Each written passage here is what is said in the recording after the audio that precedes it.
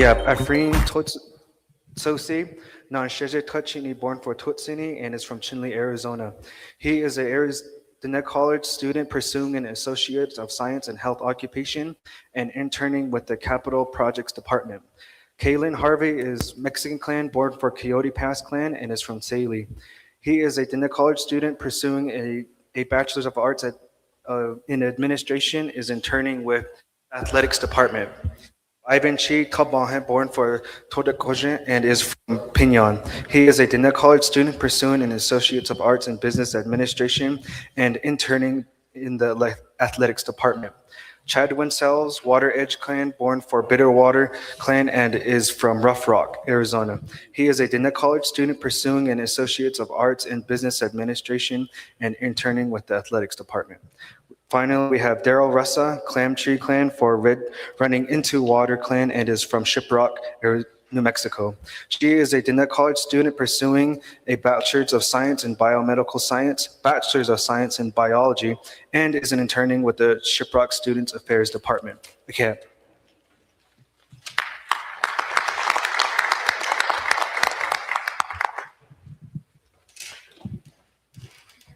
Now please join me in welcoming Dr. Deborah Jackson Dennison, President of Diné College, for a welcome address.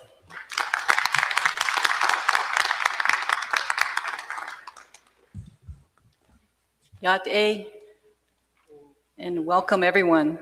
She'e Dr. Deborah Jackson Dennison Yanishya, Bilagana Nishle, Kiani Bashichin, Bilagana Dashache, Do Ashihi Dashanella. Good evening, distinguished guests, candidates for President of the Navajo Nation, representatives of the Navajo Nation Election Administration, members of the Board of Regents, faculty, staff, students, community members, and honored visitors. As President of Diné College, it is my distinct honor and privilege to welcome you to our student-sponsored, student-led Navajo Nation Presidential Election Forum. Tonight represents much more than an election event. It is an opportunity to celebrate civic engagement, encourage respectful dialogue, and reaffirm our collective responsibility to the future of the Navajo Nation. I want to especially recognize our students whose vision and leadership made this forum possible. Your willingness to organize, participate, and seek understanding reflects the very purpose of higher education. To ask thoughtful questions, engage respectfully with differing perspectives, and prepare to become informed leaders and citizens. Founded in 1968 as Navajo Community College, Diné College was established by the Navajo Nation as the first tribally controlled college in the United States. Since its founding, the college has remained committed to preparing leaders while preserving and advancing the Diné language, culture, philosophy, and sovereignty. Our mission is rooted in serving our people through education, leadership, and community engagement. As an institution of higher learning, our role this evening is not to endorse candidates or political viewpoints. Rather, it is to provide a respectful educational environment where ideas may be shared openly, questions may be asked thoughtfully, and every participant is treated with dignity and respect. We hope this forum equips our students and communities with the knowledge necessary to participate thoughtfully in the democratic process. As we gather this evening, I encourage each of us to be guided by the teachings of recognizing our relationships with one another and treating every individual with respect, humility, and dignity. Even when perspectives differ, our shared responsibility to one another and to the future of our nation remains unchanged. The philosophy of Sahanae Begehajon provides a timeless model of leadership that continues to guide the work of Diné College. It teaches us the effective leadership begins with Nasahak Es, thinking with clarity, wisdom, and purpose. It continues through Nahat-Ah, planning with vision and intentionality. It is demonstrated through Ina, living our plans through honorable action and service. It culminates in Sahasin, reflection, confidence, accountability, and the wisdom gained through experience. At Diné College, we have expanded this leadership framework by embracing two additional teachings, that we believe are essential to transformative leadership. The first is Agla, representing commitment, perseverance, and the willingness to carry responsibilities forward, even when the work is difficult. The second is Ayoane, which reminds us that genuine care, compassion, kindness, and love for one another must remain at the heart of every decision we make.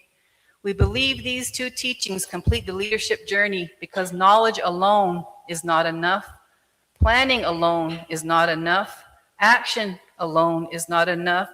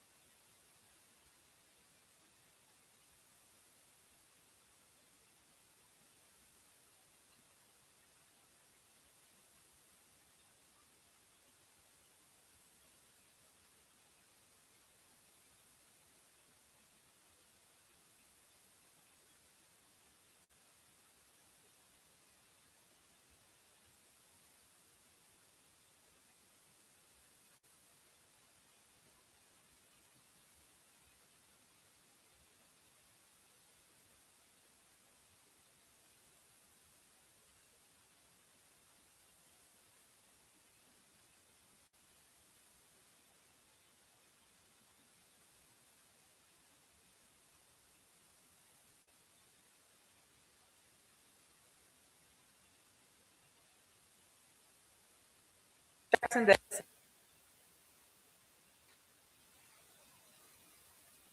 Before we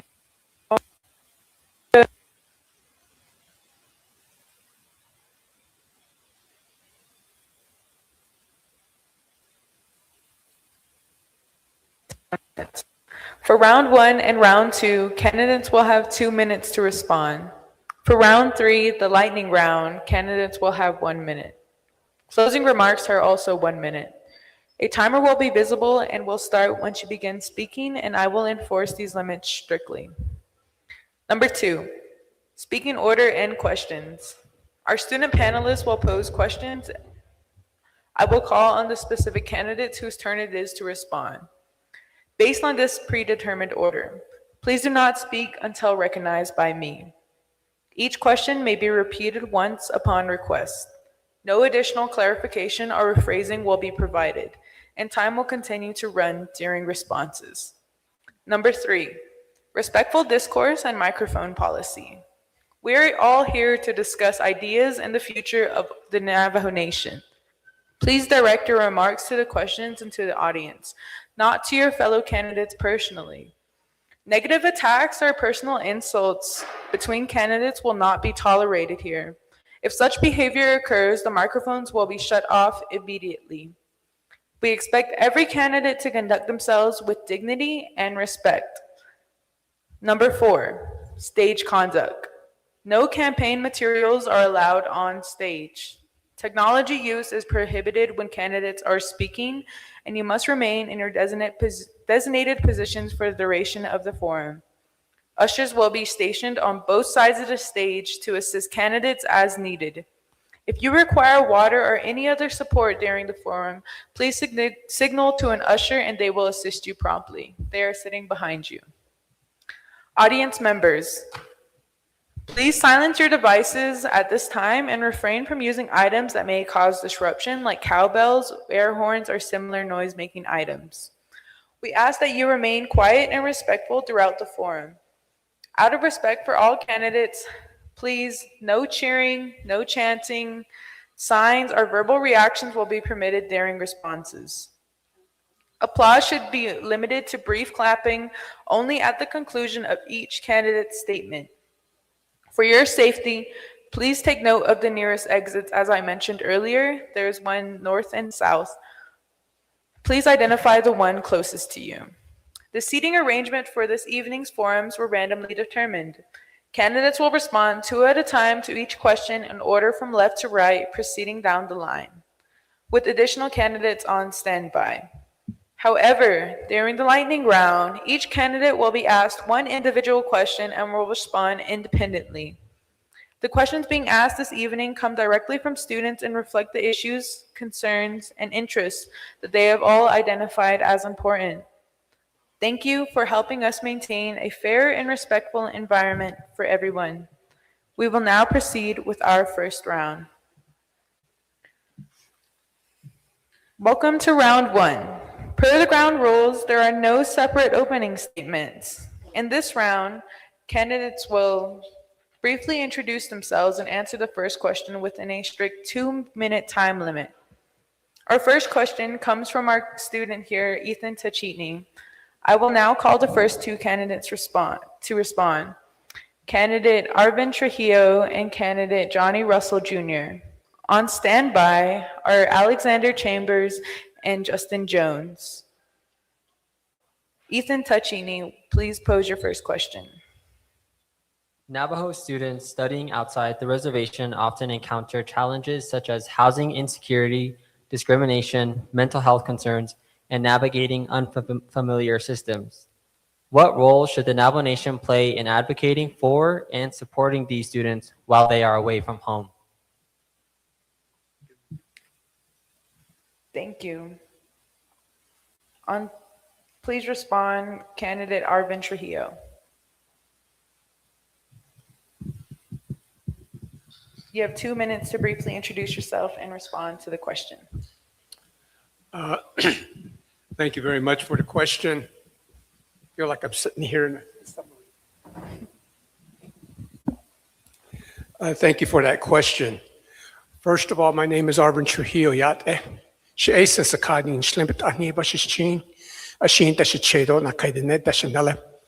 I'm from Fruitland, New Mexico. I've been married for 43 years. I've got 3 grown children. And again, looking at the question, that's a very good question. As I look at my young leaders here in the next generation, you're looking at support. And what I'm focused on with that, I used to be the CEO for the American Indian Science and Engineering Society. Those were our support organizations. There are other support organizations. If I'm your president and a part of that administration, my effort will be to begin to work with these outside organizations to begin to provide the necessary support that you need. I've been there. I've been in a school where I was 2 natives in a population of 18,000 students. I went to Penn State, 26 natives in 30,000 school attendance. So I know what that means. I know what you feel. And so getting organizations outside the reservation that can assist and getting some of our departments to work concurrently with them to provide the necessary support that you need to get an education, because that's the important part there. Getting you educated, providing you that necessary support you so you have a stable environment, so that you have the necessary counseling for finances, for health, for social support. Those are the things that are needed so that you can focus on your studies. You can focus on your education so that you gain that degree. And that's the ultimate result, is that you graduate and get your degree. Thank you.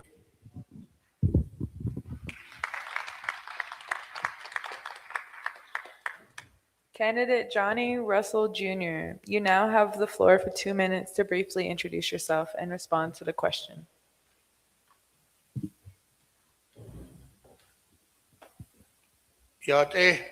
Say Johnny Russell, sheds the cloud, the leadership, the Kiha Koran Khania, Eastern Edisiha, Ata the Nanister, Aron Junon Kalchin, the neck at Yadaltia, Abba Yadalti, Aron Nikitaya all gate low hard balakana, but I can't be Zara on that state low. Did never Zara, I guess a bit zilote, I'll carp by the ne, Arno Tehon and also Tony, Don Ganado to the teacher to Balkano to the Cedar. Sashim and Cinder, a corata Balkan Bazaar, Cody, Bayat the housing, Bayat Dojo, it would link to Ultra, Benejo. Finish yadal dojo as king to binda ostra adot id arabich in an ado base with the bahad loda bayate a co adot id in an akon kalchin general nasta ostra do hadan kitando kata nisle ko eben ya bin gade tanko bezade be de on ha shode a co aid abing you don't lose your language binadishni yashin sisa dabalagana and sisa slachanaha Tell which is there, and down here. Belagana Bizarro, Ban Senator, no. Chindi Bizarre, Teshed, no. A Codistin at the Belgana Bizarre Banson. I don't hear, I don't tackle the Nehania. I don't NTCs in the house. Thank you. Next tribal chairman.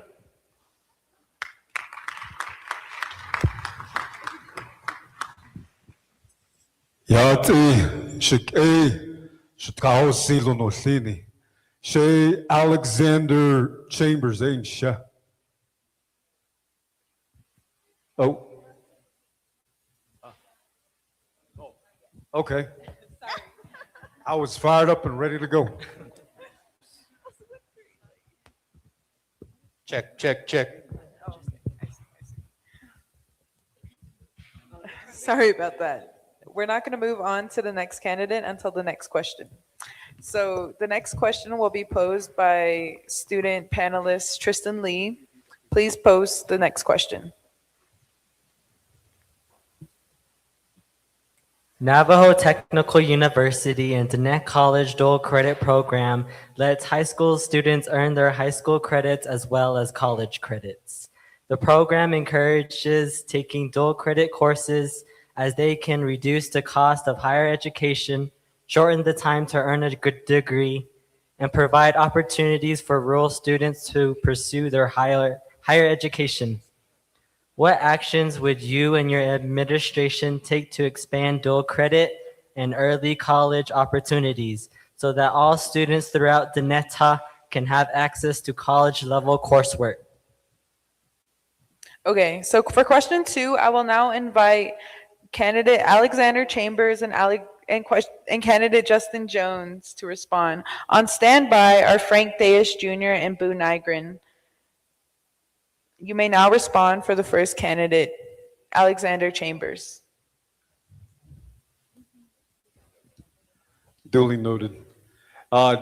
Again, my name is Alexander Chambers. Tkatna Sandin Shlon, Tkaba Habashish Chin.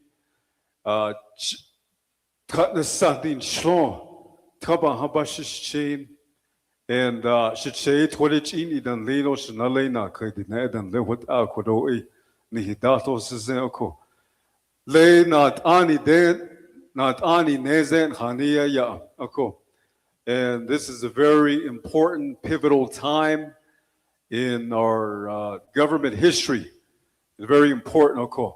And to answer your question, dual programs, I believe that is very important. And it is currently being offered now from high school and all the way into college and stuff like that. So it is an active program, and I think it should be strengthened in a few ways that if you look at, we all been to high school. And so if you logically think about that question, back in the early times of even when I was in high school, back in the late 90s, early, 2000s, we didn't have the technology you all have today, which is artificial intelligence, which is more of a Wi-Fi access to what you guys have. So based on those, measures, I would believe that we could pursue something like that and make that possibly even better than what it is today. So I think technology, you guys have been better than we did, and that's an advantage you guys should take advantage of. Yeah.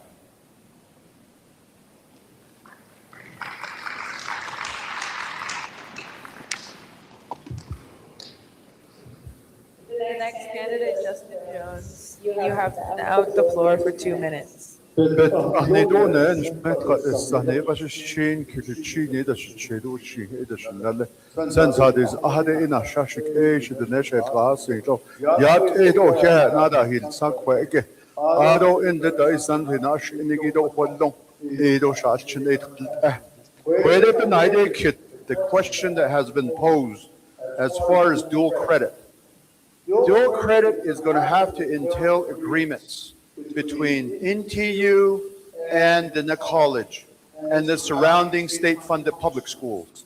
Number two, it's going to have to take an agreement between the two institutions and Bureau-funded grant schools and contract schools that have high school programs.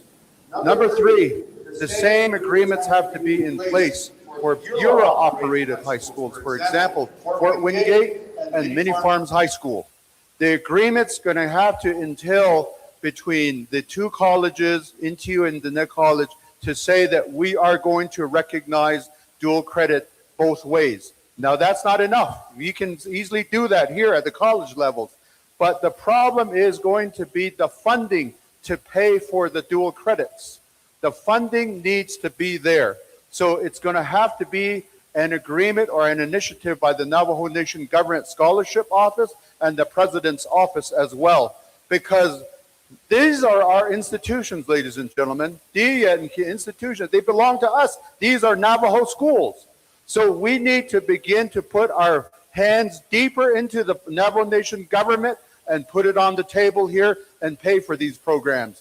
When these two schools came before the council, it shouldn't have even been a debate back in the winter session. It should be an automatic, but we still at that stage, but that's what it would entail. Thank you.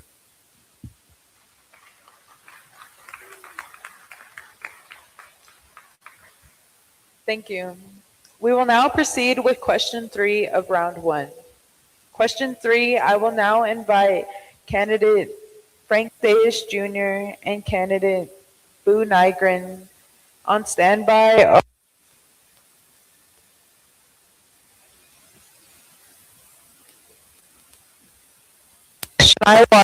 Please.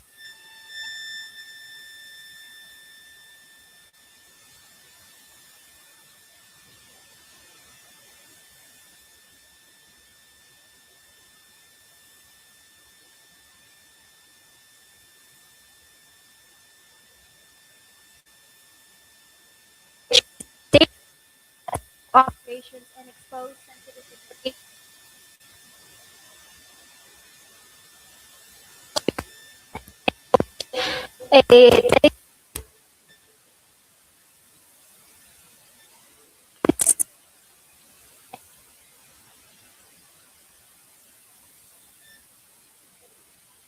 Frank Davis Jr. Yep.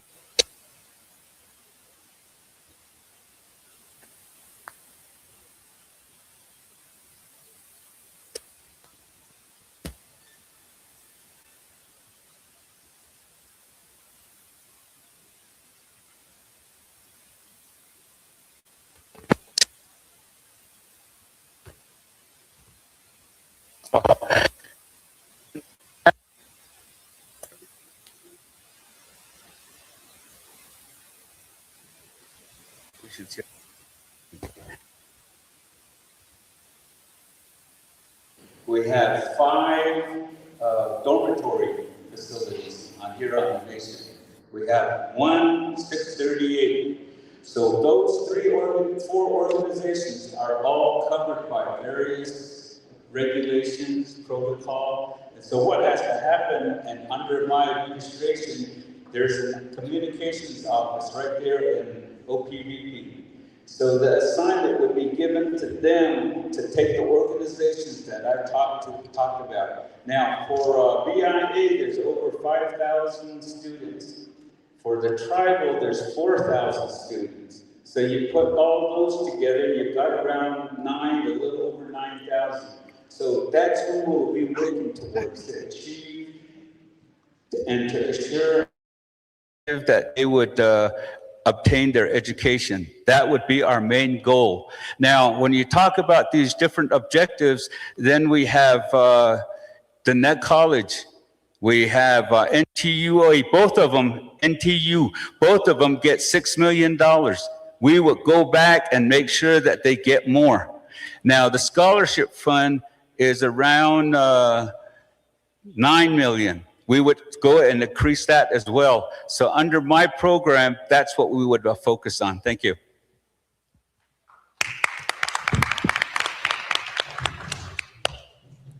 Thank you. And our next candidate, Buu Nygren, you also have the floor for 2 minutes to briefly introduce yourself and answer the question. Chubia yat gidini do les ano ten hunda hano sonagido the nebenantan yedi jehigido bake dan lenigido bake da khegi he do les ai sebas khojon khoden khanan sta do khahni zeni tachi nin shlem aronat oze basis chin do thodchi ne da se cheronat oze da shnal gathana kheros khane zedo hoto shna neshish o the nebenanta etlenigi he do les ai se hui yo ba hin sindo ba hanso hui jin na nishbake the sha arobati nash inige hobas na aj First Lady Jasmine Blackwater Nygren ai se hashni lo shin yashin do no ta tachi ni da bache do but ane da ale hoto nat anin liron ahido gadit ahin lo dosto manle chinyaj na kit hadit es kana shlap na khato kana khab na kha he hoto te kege na kigo hadit es ebe a khado le arhon na so na ide kirge le patient sick case be I yese ye gon kichi han ni so I yeso de never ke ba kaun jono ben dasis lesson le troz special chi that enigido yat ni toni that is do hoton hina na shede liand a hot end and le order da ye Belgana not so the Nakreda that energy thrown and yen dan Kishigi hate all because deal Nishto hate all at the never Washington but not so store a lad by 8 house and give it asin zero less and energy lay say the Yana da I down hot or base hot hota as chance in Yego the net and Nihiro Yego yat a house and chi de deal no John later le patients a case that Haida has the door little lane has neto khas e hoto dish an nin in no the e hoto hada the liago ben dasilnish hot end nire ba haoti lego Diné College do NTU dan jono peso bich hot liago in na hot ato e hoto bana nishdeila na so sa de hinteo bigan sino ebe hedolish.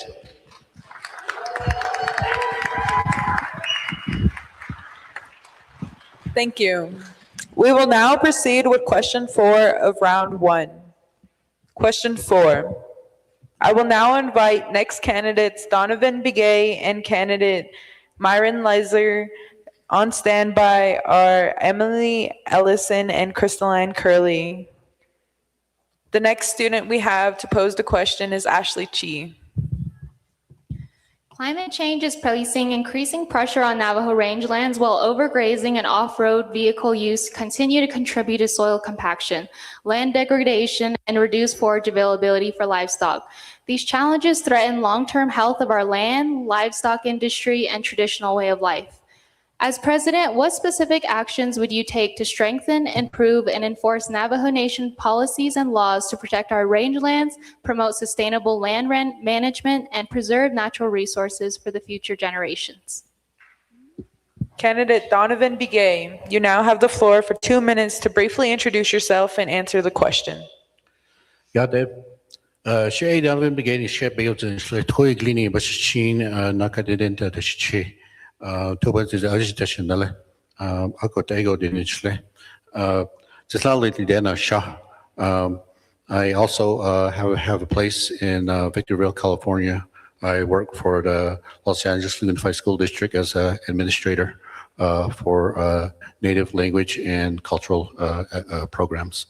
So your question is about climate change, overgrazing. It's true.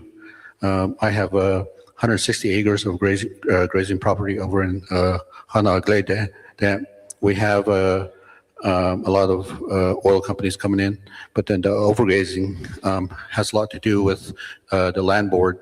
The land board's not enforcing a lot of the rules because they're basically in charge. So the way that you would fix this issue is to have a probably training for the landlords to follow the policies and procedures of the Navajo Nation for overgrazing. So I believe a lot of windmills need to be implemented into a lot of the areas there too. So, oh, I'm good. Okay. Okay, thank you. Hello.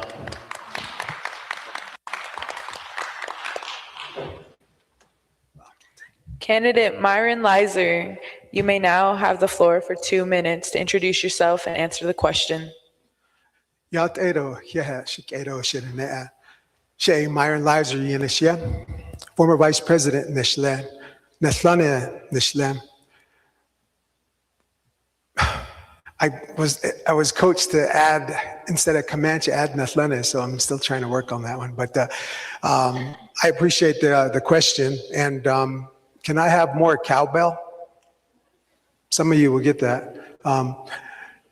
I've already been working on this plan for updating our range management, and it's adopting and utilizing the latest technology. Solar pumps, repairing the older wells, bringing water from an existing well, and taking drinkers out 2-3 miles from a high point water tank to troughs that are several miles away. And this has been perfected in Eastern Agency.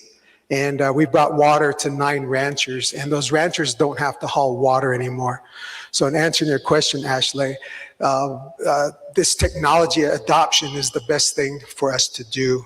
Utilizing solar technology, utilizing the satellite feeds for internet that would be able to monitor real time the actual rain that we do receive, any precipitation, but also by virtue of that, we're able to keep the troughs, again, located across maybe a 5-mile stretch where the water is always going to be full.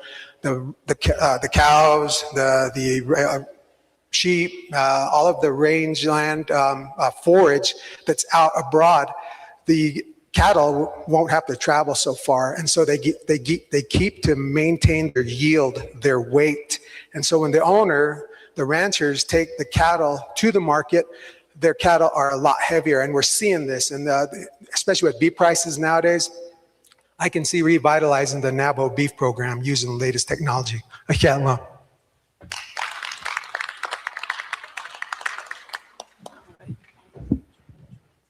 We will now proceed with question 5 of round 1. Question 5. I will now invite candidate Emily Ellison and candidate Crystalline Curley. The next student to pose the question is Bradley Redhouse. Bradley Redhouse, please pose the next question. On December 29th, 2022, the Navajo Nation Council approved legislation 232-21 for helium development on the Navajo land, which former President Jonathan Nez vetoed on his last day in office. What is your stance on the extraction of natural resources on Navajo Nation and extraction impact? My position, na kirinenshli, halsoi bashishin kia ani e dashiche betani e dashinale. I'm from Manuelito and Ajalka Jones Ranch. I oppose any sort of mining of uranium. And that law, there was a law imposed and it was passed by Joe Shirley about 10 years ago. And that's one of our problems as Navajos. We don't listen to the rules. We don't obey our own rules. They've already said no, and yet we go and we do it again. There's no enforcement. So that goes back to making sure we follow the rules. Our tribe, our people have collectively voiced their opinions. Our elected leaders choose not to follow those expressions. And so that's not on the voters, that's on the leadership here. So we need to make sure that when we're up here and we get into that office, that we get punished when we don't listen to the Navajo voters. So that's my stance on that. A little bit of a note is, again, we are in a trust relationship with the United States government. So if the government decides that they want to get some sort of material, they can take it. Okay, we don't have rights to subsurface minerals. The water, that's why Arizona doesn't have water rights, but New Mexico does. But if there was actual leadership in the administration, they would be trucking it right now through this drought. A couple of things I wanted to add on. Dual credit. Dual credit's important when they graduate from NTU and Diné College and it transfers to UNM or any of these other state schools. That's not happening. Cyber attacks. Our government just needs to purchase upgrade servers and implement them and buy insurance. It's not that hard. Overgrazing, climate change, our footprints as Navajos is really small, but in terms of overgrazing, we have the rules and regulations, so we just need to enforce it. Thank you.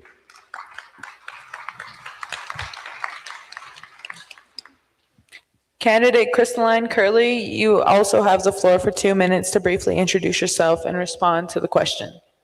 Hagoshi shewe do yat ashene kodo khalchene hehe ngidishni she Crystalline Curley nashye do senje kenen nashle tko headlini bashichin kia ani dashe do zeltka kia ani dashanale what mato asanshle ado sloha nebiyado adet nasha from Fish Point, Arizona, not too far from here, about an hour and a half drive.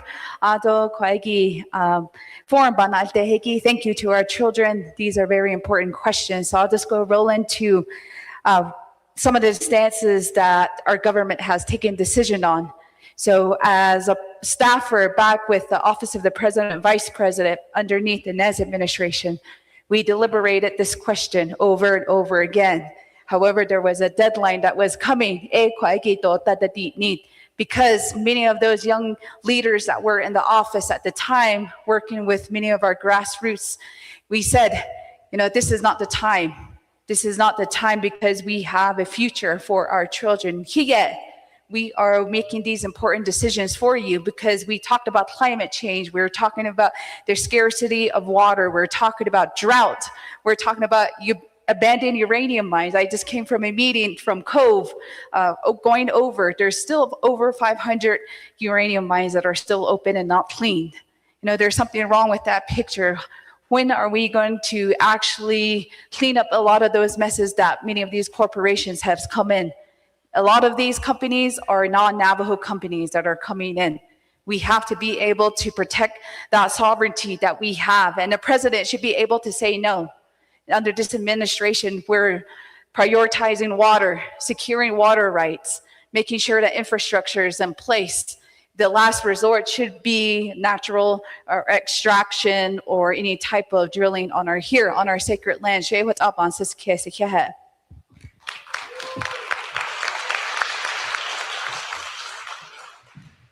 Thank you.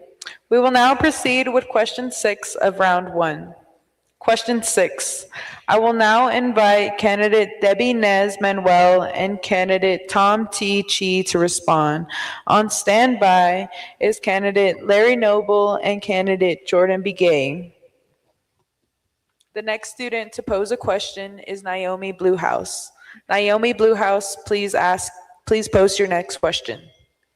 Given the current political climate surrounding Native American citizenship, tribal sovereignty, and increased immigration enforcement, many Navajo citizens are concerned about their safety and the possibility of being questioned, detained, or misidentified, including during encounters with immigration and customs enforcement or other law enforcement agencies.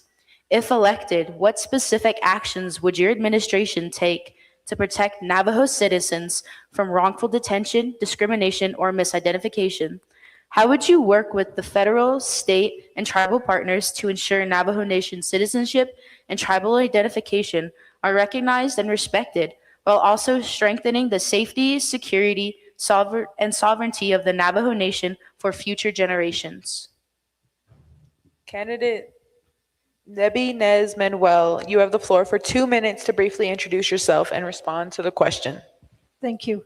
She sanje kenenchle tetna biltni bashichin tetna Jenny dashiche trabahantashnale clayi twode ayisade nasha. Good afternoon, good evening. Thank you to all of our veterans that are in the room. We really appreciate the service that you've given to our nation and to our Gold Star spouses and Blue Star families. I'm here with my husband, my family, my support, and I'm really grateful for those things. We can't go far as presidential candidates without that kind of support. When I think about our students, I'm going to go back to what our students really need when it comes to dual credit. Not only do we need the commitments in place, but we also need to make sure that our elementary and our secondary education is doing what they need so that students can qualify for dual credit programs. That will be what saves us the finances when we go forward. And then making sure, just like it was said earlier, is that these are transferable. When you need to evaluate and make sure everything you need works, is passed forward, that's even more important. When we look at the challenges we face with identity, many governments, we have to build strong relationships with our congressional leaders. And then we have to work with Congress and the White House, and then also down south to all the borders. It's not just down south in Danaot, it's also Canada.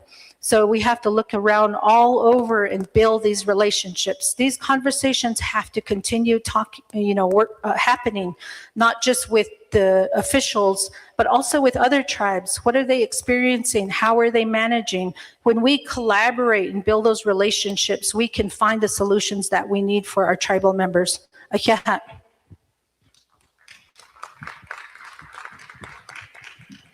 My apologies. The next person to answer the question will actually be candidate Tom T. Chi.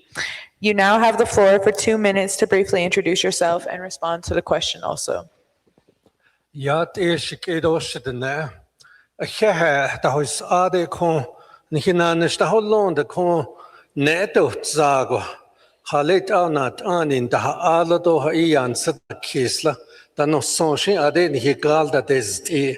Eba Hensen, Adon Harshana Conjunago, Daitis Kido Bohnet Zanigita, Ben Sekis, Ado Bedadish Aye, Yataski, Ado Qua, and Old Hatabenos Yedo, at Sida no Seniki, to Shohot Ego by Hensen, Odishne, D. Tom Chi, the Shijane, Ado Edi Hashkan Zon Slot, last Che, Bashin. Na khayden ada shido to get lini da shnale khot a idnensle ko di naide kidni di ne adot elne ne darne do na khayna honlen da betet no da igrasa benan shit iha aschoden denishla echit aben dilne sto at see not honest and little you know this concept, the question, how do we begin to advocate on behalf of our children, our citizens of Navajo Nation? It's a systemic racism that we hide from. The root, the bottom undercurrent is we have a prejudice systems in place that puts a limitation on our people. And we don't even bow or we don't even recognize that. We hope that blows over. Folks, it's been going on for hundreds of years. We have to be very deliberate as how do we respond to it. There should be consultation. There should be a government to government relationship with state and federal. Thank you.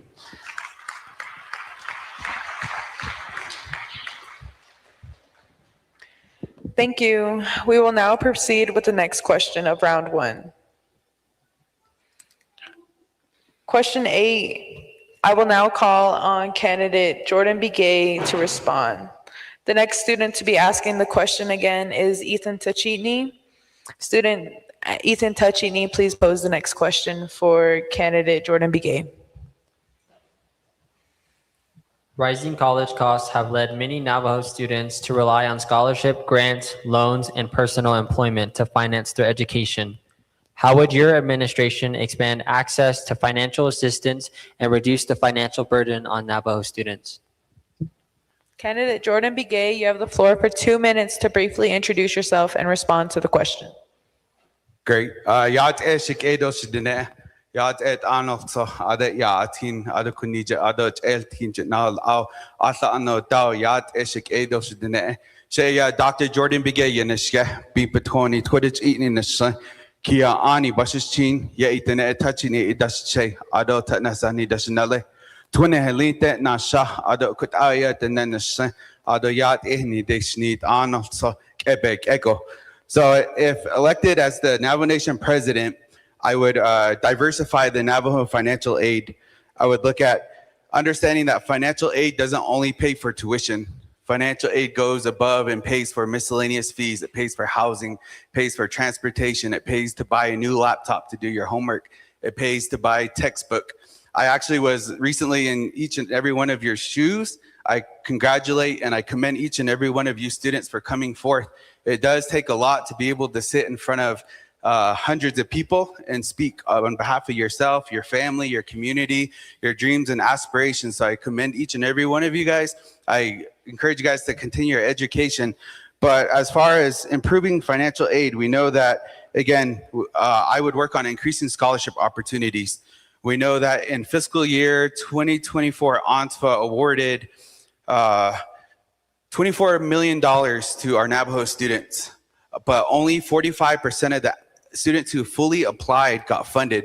So 55% of the students did not get funded. We have to think about ways of funding those 55 students, ensuring that everyone gets their applications in on time.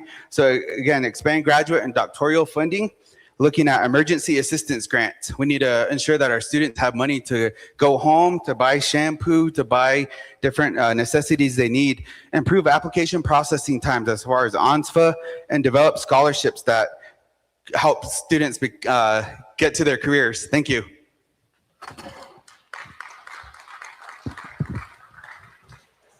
This concludes with round one. We will now take a brief pause before moving to round two.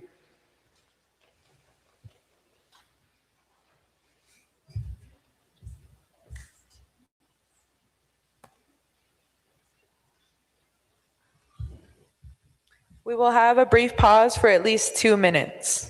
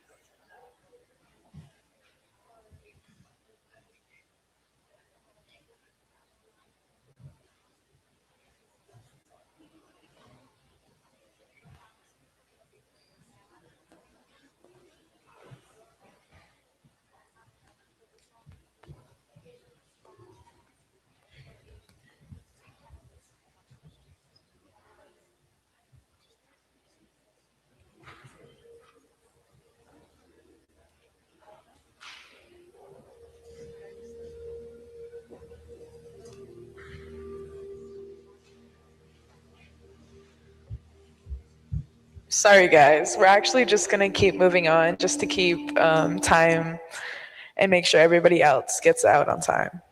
So moving on to round two. Welcome to round two. In this round, you will again have 2 minutes to respond to the question posed from our student panel. Just a reminder for all candidates, please speak until I addressed you. Do not speak unless I addressed you. Our first question will be posed by Tristan Lee. I will again call candidates in order by seating. The first two speakers for this round are candidate Arvin Trujillo and Johnny Russell Jr. On standby are Alexander Chambers and Justin Jones. Student Tristan Lee, please pose your first question. Many Dine students want to leave Dineta to pursue higher education and more employment opportunities.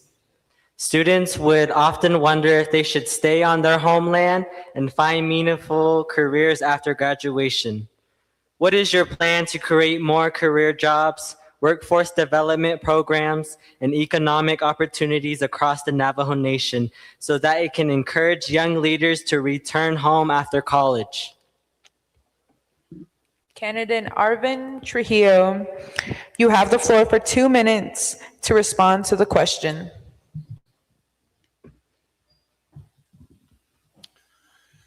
Thank you very much. You know, looking at job creation and the development of an economy is becoming very critical here on the Navajo Nation. We have to really begin to look at how we look at workforce development. How do we look at cluster development? Bringing new industry into areas and allowing our small businesses to begin to develop service-related service to these large industries. And the question was asked about extraction. We have to understand we are a resource development nation. We have to look at our resources, whether it be fossil fuel, forestry, grazing. These are resources. We do not have a tax base. We do not have property taxes. We do not have income taxes. That's how governments are usually run. We have to look at our resources in order to produce revenue, in order to generate. A number of these questions you ask all costs money. And our resources, our discretionary funding is going down every year. So using our resources responsibly, looking at the environment, we've been able to do that. We've been looking at reclamation. We've been looking at how we look at emissions. We've been looking at how we can be protective of our water. We've done better. We've grown those areas. The technology is improving every year. The question about helium. Helium is an inert gas. It doesn't combine with anything. It's not combustible, yet it's used for medical reasons. We used to utilize that gas in the 50s and the 60s. The price went down, so we stopped. The price is back up now. It's a resource that we can utilize. So again, jobs is important. We're losing our youth. We need to bring them back and bring them back quickly. Thank you.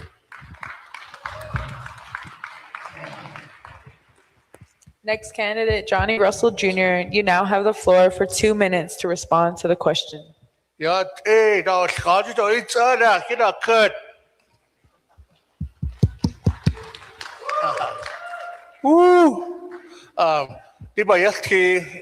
Economic development do Nichalchin, what that does, Kaido Kunas Kaito, Penanishide, or Little Noya, Yazia.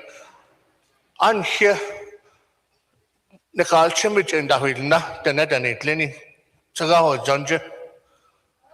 Any contractor, the net, as on it, or city, Tidaya. Hat either the Listo, either been the Nishito, Rota, Hat either which aren't the Nisto, Toyatis, or Gossip bodies. A conculsion that was they're overqualified with that, that they're underqualified. A crochet, that was told, we'll find a place for you guys. So these have been in the sleep, they've been in the window rock too long. So when you put the young guys back in there in college, that is tight. I added them, the house tado, Ben cannot add it on leader list. Although we have to think outside the box, although our care infrastructure fund, with either economic development, Dohani, based on hard and hard, needs to our called government, which is the need in the Washington, a based on Kadona, a which is the need in Nikisha, don't they sit later, when they make Kadan and Kike, it get at this lado, it tank at this chain, Hona, the Washington, which is an eight chapter, a which is a jaco, a cross it out, Jehedate, at a latte, don't Halchin don't get a bit, a don't need a task, that's a 1,000 Halchin, Nanish Palish, Tabahado late. Yeah.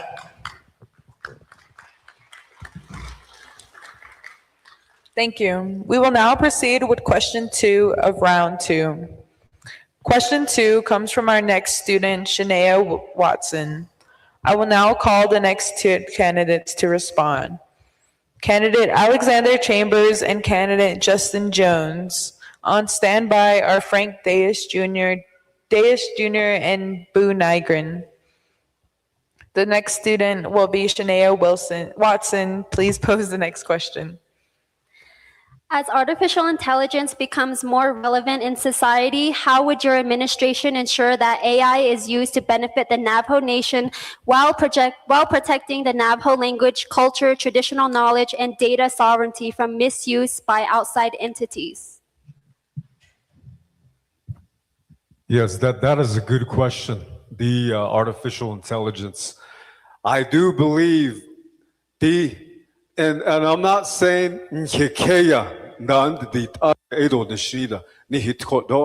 number one is we must embrace this technology because it's like any software you use. If you use Facebook, you use TikTok, that is artificial intelligence. So we are going into an era of where these technologies are changing. And we must embrace it. Our government must embrace it. Our divisions must embrace it. And so it's to make things just a little easier. If you use Microsoft Word, it's incorporated and stitched with artificial intelligence. Your cell phones is all artificial intelligence. So we must embrace this new technology for us to do things a little bit faster and be able to operate this government more efficiently, because we're going to get left behind if we don't embrace this technology. For example, every time you call a chapter house, nobody answers the phone. Artificial intelligence can handle our basic customer service and telecommunications. It can handle, any kind of complaint a Navajo citizen might have, data, infrastructure, anything you can think of, we can stitch it with public safety. If you want to see a model of this, look at what China's doing. They are way ahead of us, the United States of America. So we must embrace this technology and look at things just a little differently. Yeah.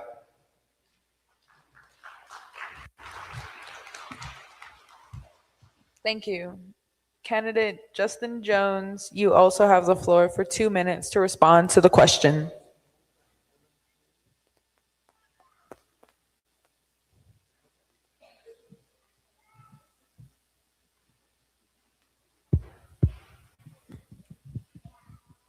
One of the first things we need to do as a nation is we have to identify what is sacred. We have to identify what part of that sacred has to be secret as well. Two things go together. Today, we are just simply opening everything that we have that we deem sacred and secret to the rest of the world. And so, if you look into your Navajo Nation law right now, Title 1 all the way to Title 26, you will find no law in there that specifically says this is sacred, this has to be secret. We cannot allow this information to be taken outside of the confines of the Navajo Nation. There's no law that's there today. So one of the first things I would do, I would sit down with the Navajo Nation Council and say, Shohei Shananda, Diba Hasti, Di Yuda, Ne, Dibik Ahini, Na, Dibik Ahot Esodil Zindo, Dibik Ah, Nichahat Halon, Hinaharat Nazla, Ahti Quack Compestatil Clitide, Dide Hasha, hey, Behazani, Labati, Nil. Adot on raho nahan tahani hitoles. Adot on lahadat oba inil zendoles. Today we have inquiries from England and Germany of people that say, hey, I want to be a blessing way singers. No aden hitchetahan. Dibich anihidet it. Sihakot ago. Eshai na kikuna ekuna. End of the day, we have to start investing in technology that will protect all of that. Johot ade don niltide akodit ao liat opa inil zani Kwebich an hidet it sihigi hot out pa yel tido atilni.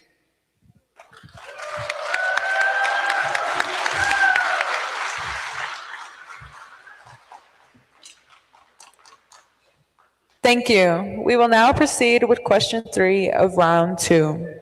Question 3 comes from our next student, Ashley Chi. I will now call the next 2 candidates to respond. Candidate Frank Thayes Jr. and candidate Buu Nygren. On standby are Donovan Begay and candidate Myron Lizer. Ashley Chi, please pose the next question. During the COVID-19 pandemic, it became clear that the Navajo Nation faces significant food security challenges, including limited access to fresh produce, clean water, and local food production. Navajo farmers play a critical role in strengthening our communities and reducing dependence on outside food sources. Yet many continue to face barriers related to infrastructure, water access, funding, and technical support. As president, what specific actions would you take to support farmers, invest in agricultural infrastructure, and to strengthen food sovereignty across the Navajo Nation? Candidate Frank Thayes Jr., you now have the floor for 2 minutes to respond to the question. Ya eho aro neke yaha dak ehbada hoiliao ne yashe. So the question that you have specifically applied to me during COVID. And our farm is 22 acres, and we have livestock on there. And so when we were stricken with COVID-19, it impacted everything that we were doing. It impacted our water source, it impacted our livelihood, and it impacted the things that we were doing on our farm. So the best thing that we could do and what we would implement is first take a good inventory of what you have in front of you. And so in our case, we took an inventory of our livestock, how would they be impacted? Then we addressed that, their water source. So we had to go to a place where we were ensured that the water that we were getting was safe for our use. Now, when I say that, you have to take water source break it up into 3 categories. One of them is home use. So that was impacted. Then the other one is livestock. You have to take a look at that, and I just talked about that. The last one is you have to take a look at industrial use. And when I say industrial, you take a look at Navajo Dam. The water source that comes from there, based on an agreement back in the 50s, flows through our Navajo agricultural product industries. So when you take a look at that, we need to ensure that we protect those resources. And so that's what we were able to do during that time. Now, also the citizens that are taking part of this ecological system, they need to be protected as well. And that was the other thing that we took safeguards to control. Thank you.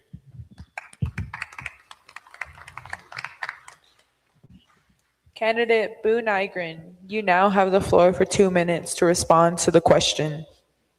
Triat aro he na ide kirigi kaya nan Donald long si do le that no selegi het o bansen case do het o la bin sin listo drugat tha na hedos than de zinat anin lo na nishin lagi horal is ben kilche hote sha tha the medo stadnes natin besna patlel che de lia ashlati no ba alla na tlonshi bandas angi besna patbanda do atlegi hunne la che de lia ron da hasnel Nes natin no ma se pizza le bekit banda has ango lo che de lia aro nes na thoba hata il khaz hoto de ne be ke ba ka aro natin no ma start since tango le thobanda to no ben da shil nes aro le khatti no ma se pizza since tango le be thobin na da to nesigi to che da lia aro le ni ba hao ji chiando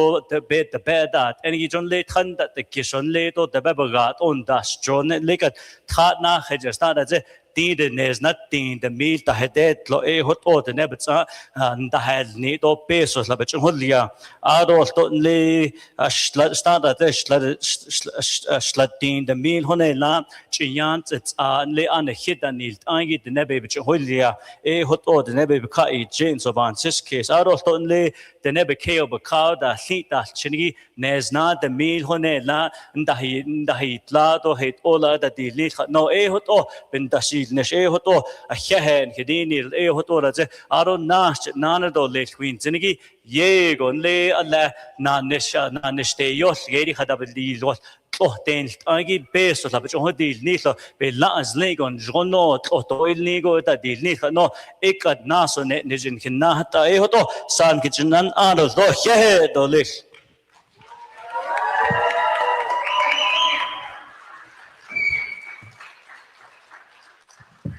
We will now proceed with question 4 of round 2.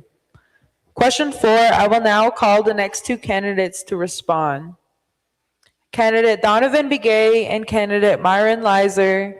On standby are candidate Emily Ellison and candidate Crystalline Curley. The next student to pose a question will be Bradley Redhouse. Bradley Redhouse, please pose the next question. Candidates, according to the National Congress of American Indians, more than 8,500 people have left the Navajo Reservation since 2010 census due to the lack of jobs and economic opportunities. My question is, how do you intend to support and connect with our off-reservation relatives?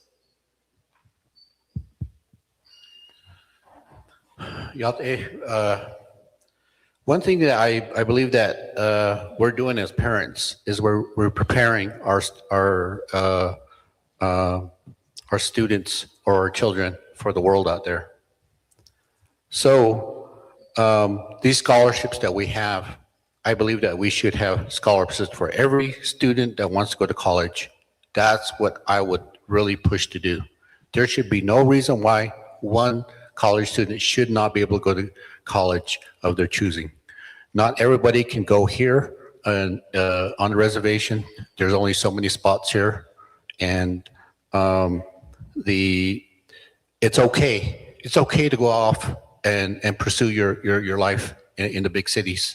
We want our children to be out there and being successful, competing with the rest of the world. You make us very proud. You know, that's what I would do.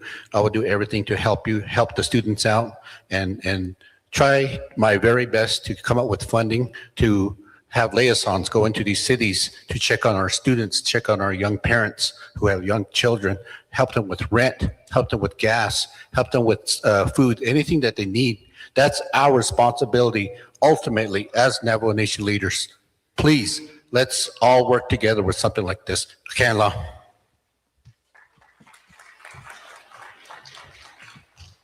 Candidate Myron Lizer, you now have the floor for 2 minutes. Thank you for the question. I was kind of amazed. The clock up here on my side looks like Lizer colors, so pretty excited up here. Great question. I believe there was some saying that there was a discrepancy on the last figures from the 2020 census, and due to the fact that the counters couldn't get to every household and count, so discrepancy. But I believe that number is pretty close of all of our people that have left, pursue brighter, greener pastures, and we need to stop that erosion of our population going.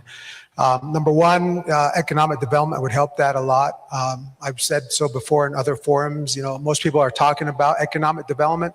I'm actually doing it by hiring people and starting up stores. But we need to give this opportunity that we have to other people, other entrepreneurs, bring them home. I know a lot of dreams die because they're trying to pursue starting up a store on the nation, and their dreams die and they just start to go work. And it's been said too that our people are making a lot of other tribes wealthy. Our people are working for a lot of corporations and they're making them very successful. So we need to keep the erosion down to a very low number, and we can only do that by adding jobs.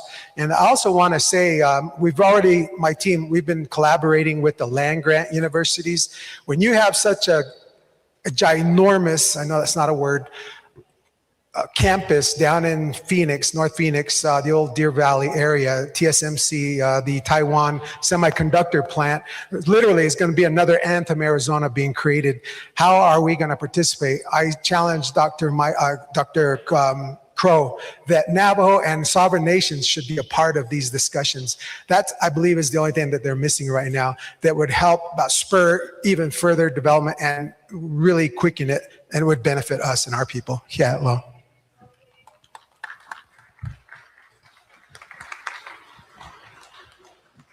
Thank you. We will now proceed with question 5 of round 2. Question 5. I will now call the next 2 candidates to respond. Candidate Emily Ellison and candidate Crystalline Curley. On standby are candidates Debbie Nez Manuel and candidate Tom T. Chi. The next student will be Naomi Bluehouse. Please pose the next question. The crisis of missing and murdered Indigenous women, girls, and relatives continue to impact families throughout tribal nations. Many families called for stronger investigations, better coordination among enforcement agencies, increased support services, and greater accountability. If elected, what specific policies would your administration implement to prevent violence, strengthen investigations, improve communication between tribal, state, and federal agencies, and better support victims, survivors, and their families? Candidate Emily Ellison, you now have the floor for 2 minutes to respond to the question. Well, first of all, I'm going to say that not a single person in your council currently or in your presidential administration cares about missing and murdered women. I've routinely gone to these individuals asking for funding for a shelter. We've presented proposals, zero. They literally had billions of dollars and they did not care. Their priority was their travel budget. Their priority was looking good. So you, as a voter, need to figure out who you're voting for here. This is why we're here. We're determining the leadership for the next 4 years. We've already been through one, didn't work. Let's go to the next. So we've all putting our best foot forward. These are issues that we've been dealing with our entire lives. And they need real solutions, which means they need money. And that money needs to be handled effectively and correctly, and that's not happening. What I do want to also add is COVID revealed how weak our Navajo government is. Once the border towns closed us out, we were all knocking on door trying to get in. What did our leadership do? They ran to Santa Fe and cried racism. They didn't make any preparation or efforts in building homes, getting those infrastructures in for water and electricity. What was the #1 reason why COVID spread so quickly? Because of multi-generational homes, which meant grandmas, grandkids, and parents were all living in one setting. We need to address our housing crisis. That's as far as I can go at this point. Thank you.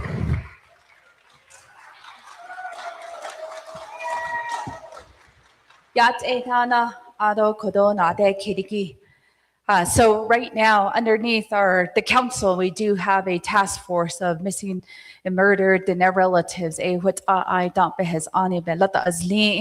I think as a speaker, we're looking at the policies. So as a president, it will just be a transition to implement a lot of those recommendations that are coming from the task force. If there has to be a collaboration between the branches. And I think underneath my administration, first of all, is reestablishing the missing persons unit back into our public safety system. And the second one is Amber Alert. We are in 2026. How come our Division of Public Safety to this point has not implemented a successful Amber Alert?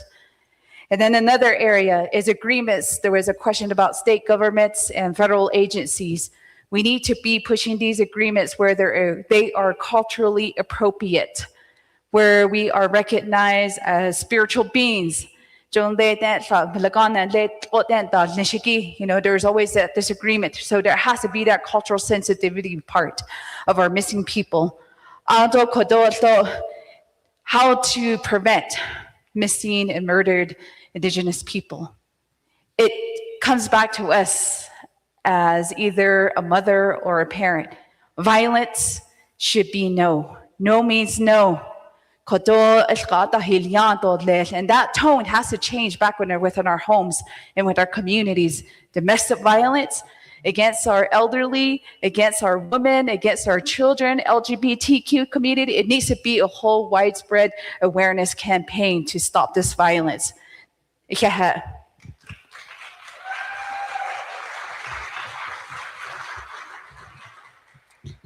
Thank you. We will now proceed with question 6 of round 2. Question 6. I will now call the next 2 candidates to respond. Candidate Debbie Nez Manuel and candidate Tom T. Chi. On standby is candidate Jordan Begay. The next student to pose the question is Ethan Tachini. Ethan Tachini, please pose the next question. College readiness efforts across the Navajo Nation have expanded in recent years. What additional investments or policy changes would your administration make to improve college readiness, increase college enrollment, and ensure more Navajo students successfully complete their degrees? Candidate Debbie Nez Manuel, you have the floor for 2 minutes to respond to the question. When we think about college readiness, that goes again back to the foundation of education in elementary and secondary school, even Head Start. In all of these forums, we haven't spoke about Head Start. Head Start is so important for our brain. Everything that we do with a child, even from in utero, from the time we're carrying a child to the time we're teaching them, nurturing them, communicating with them, reading to them, all that brain development is important. And then if we have all of that in place, we can definitely go and start thinking about college readiness. It's not just getting and choosing and saying, I'm going to be a doctor, a police, nurse. It's really looking at the foundation and helping a child to understand what's required of that profession, what's required of the vocational programs, what's required of the apprenticeship program, what is the cost of these programs that are happening. When we think about our finances as parents, you know, we look at the scholarship office, and I visited with Rosemary Graham, who's been there since I've been in college or when I started, and there's so many challenges that their staff face. When we look at the superintendent, I mean, even them getting quorum, they cannot achieve quorum. How can we prepare our students if our bodies, our decision-making places are not showing up? They're not being appointed. They're not doing the role that they have to do. These decision-making places actually discuss funding cycles, how to allocate money, and that starts with our leadership. We have to make those things happen. When we look at our students, we have to look at their safety, their health, their finances, their housing, whether or not they're safe. Are they dealing with emotional, stressful situations that might cause suicide? We have to look at their career planning. So there's so many components to this. And I really want to commend the resource program that took place today. They did such a good job offering those services. Thank you.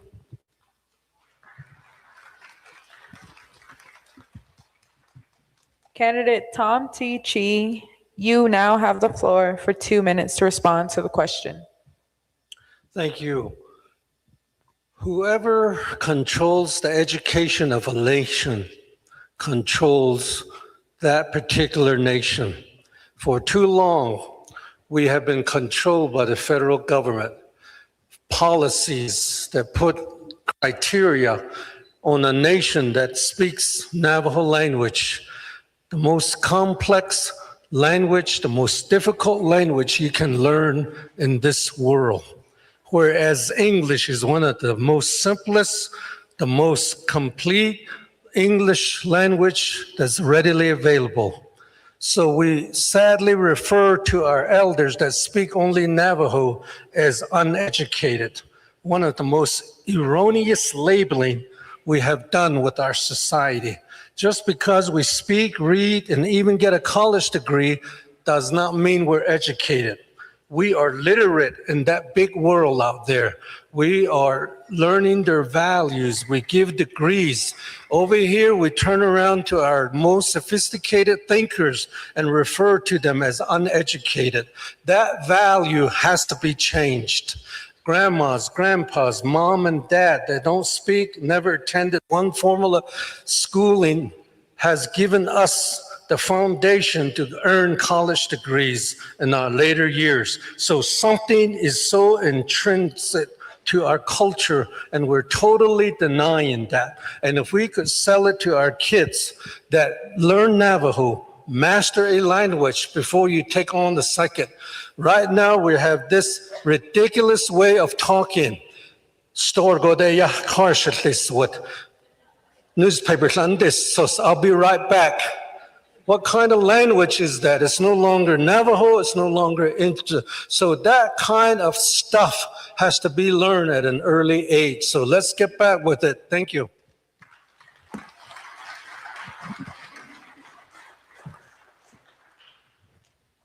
We will now proceed with question 7 of round 2. Question 7, I will now call the next candidate to respond. Candidate Jordan Begay, the next student will pose the next question. Tristan Lee, please pose the next question. Communities are built through strong investments such as families, youth programs, public spaces, and local resources. Many community members and students hope to see a change in their community where their future generations can live, work, and thrive. What community-based actions would you focus on to straighten Navajo communities and improve the quality of life on the reservation for future generations? Thank you for the question. So it's important. So the foundation of education ni dinihit dinetani tliniki eya hawante. Amado I see they're the first teachers. A way din is chon eya the nebazad yalke. The nebazad is very important. A benasco yikatole a we're strong. We're strong people. So going back to communities, I think the thing that we got to do as the Navajo Nation is come back together with love, respect. We have to think about helping one another. Community-based programs that can support individuals is, again, at the chapter level, the PEP programs, the summer youth programs. Those bring youth and community members together.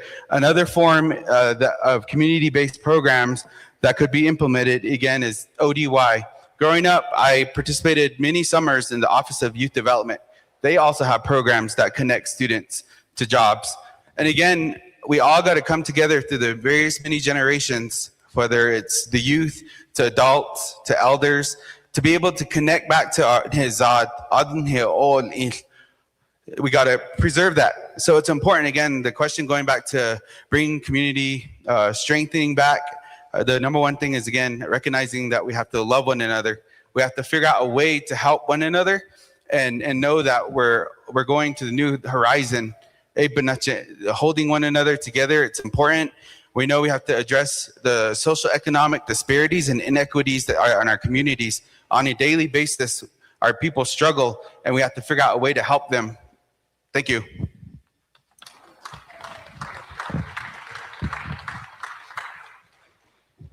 Thank you for your responses.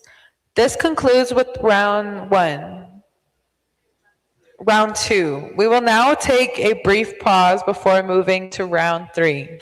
Sorry about that.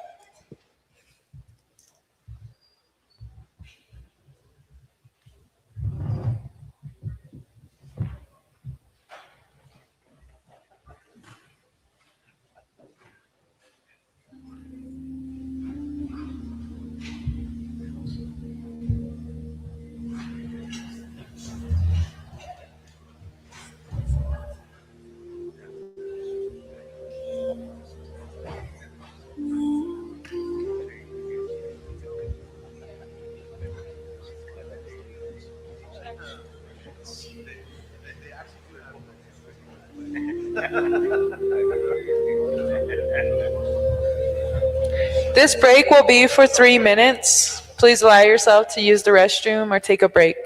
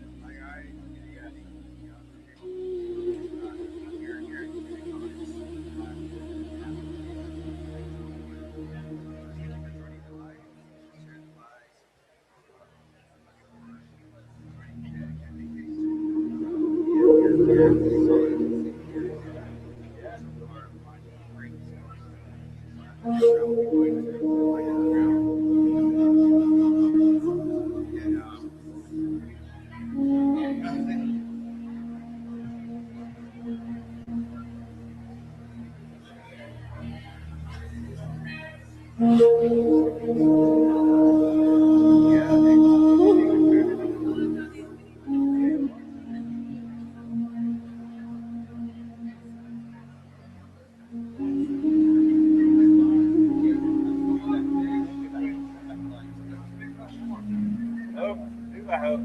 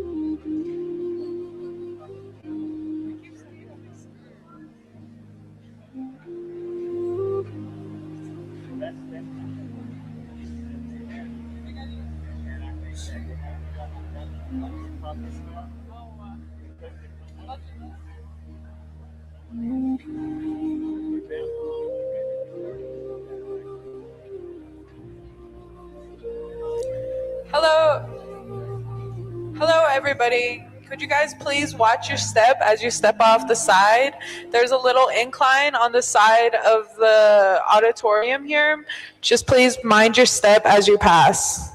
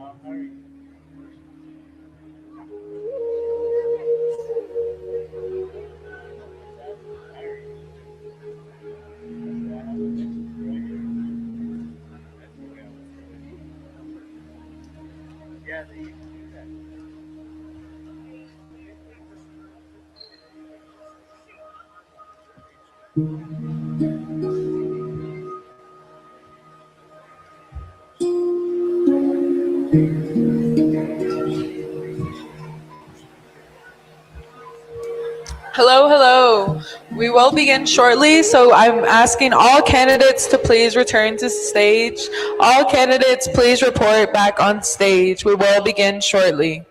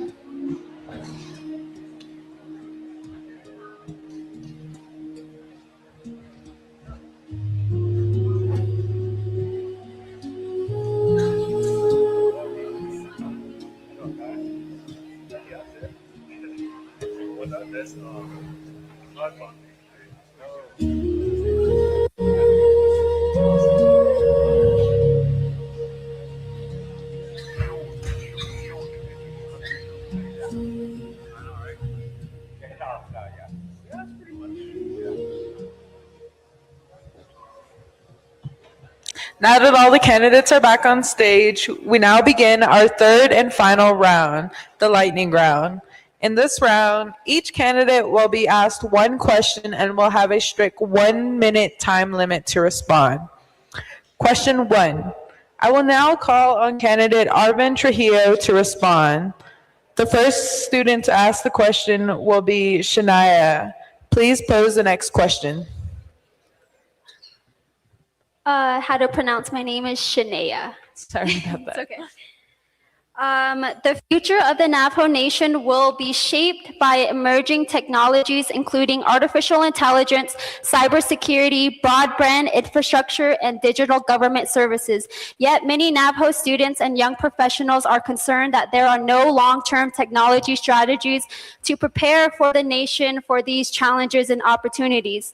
As a cybersecurity student, I am preparing for a future where technology will impact nearly every aspect of tribal government and economic development. Do you support creating a cabinet-level chief technology officer or Department of Technology for the Navajo Nation? You have 1 minute to respond to the question, candidate Arvin Trujillo. Thank you for that question. That's a good question. Simple answer is yes, because we've got to learn how to utilize our technology. And a part of that utilization is coming in with that kind of an office to begin to teach our Navajo employees how to best utilize technology.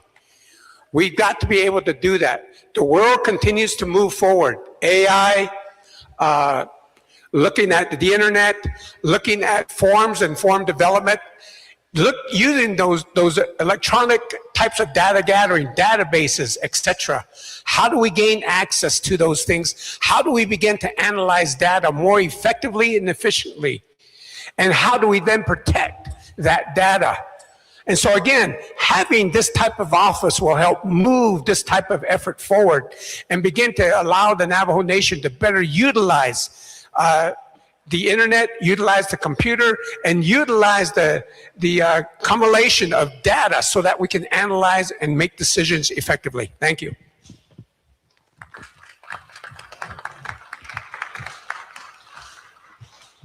Thank you, candidate Arvin Trujillo. We will now proceed with question 2 of round 3. Question 2. I will now call on candidate Johnny Russell Jr. to respond. The next student to pose the question will be Ashley Chi. Please pose the next question. Many Navajo citizens are concerned about repeat offenders and whether our current justice system provides adequate accountability for serious crimes such as white-collar crime, bootlegging, and drug dealing. As president, what specific policies and laws would you change to ensure those who commit serious crimes are held accountable?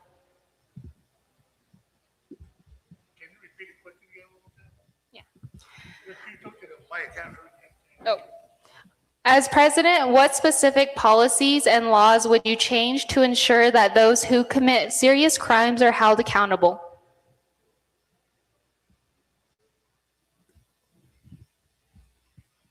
Well, thank you for that question. I didn't quite understand it, but I'll do the best I can to answer it. About this, you're talking about how will we do this and do that, but is this? I can't really understand what you were saying. I want to, if you can repeat one more time, ma'am, please. Many Navajo citizens are concerned about repeat offenders and whether the current justice system provides adequate accountability for serious crimes such as white-collar crime, bootlegging, and drug dealing. As president, what specific policies and laws would you change to ensure that those who commit serious crimes are held accountable? Okay, thank you for the question. Area need that either lay warrior that better had the cheat or could make cable touch and not car don't kick that had let it could not car it like exchange the either the chido sign that 2 days all of a yard the bandahani only she later I should label only washing jump the hotel the bugando the hotel na bugando the island invitation John Abalako. Oh, that's a law, though. The never a law. But by the house and though chapter officials, though, but by the house on that, I need to hold that, but Bugando, Bujalondo, Banahane, Edo, to she, Koe, but she did the Bugalot, Auto the Bugalot, Auto code, a code all that in a dog, Nicole Chindo, 2 days, even now, additional co I is in culture, but Hatan agent, yeah.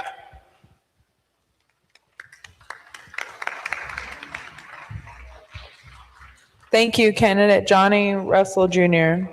We will now proceed with question 3 of round 3. Question 3. I will now call on candidate Alexander Chambers to respond. The next student to pose the question will be Bradley Redhouse. Please pose the next question for us. Candidate, in the span of just 10 years, the percentage of Navajo language speakers dropped 25%. What is your plan to promote the learning of Diné language and cultures in our K through 12 schools? Yes, that is a very important question. What our be ye tio be not ni tino be nit our in kayat naso whole ayos culture even ya. Ako di koda naso tanegi So learn your language. You know, Shadisha, my son should say, hey, this is why I talk like this, because they raised me with it. And you got to submerge yourself. And that's the only way, constantly. What abe yajish do be sozdel zino, do be na gentino, do be na leto. It's a very powerful thing you can have. Nothing or nobody can take that from you. Okay, and the other thing too, we should have zero tolerance for criminal activity on the Navajo Nation, period. That should be the message as president of the Navajo Nation to every criminal out there, zero tolerance.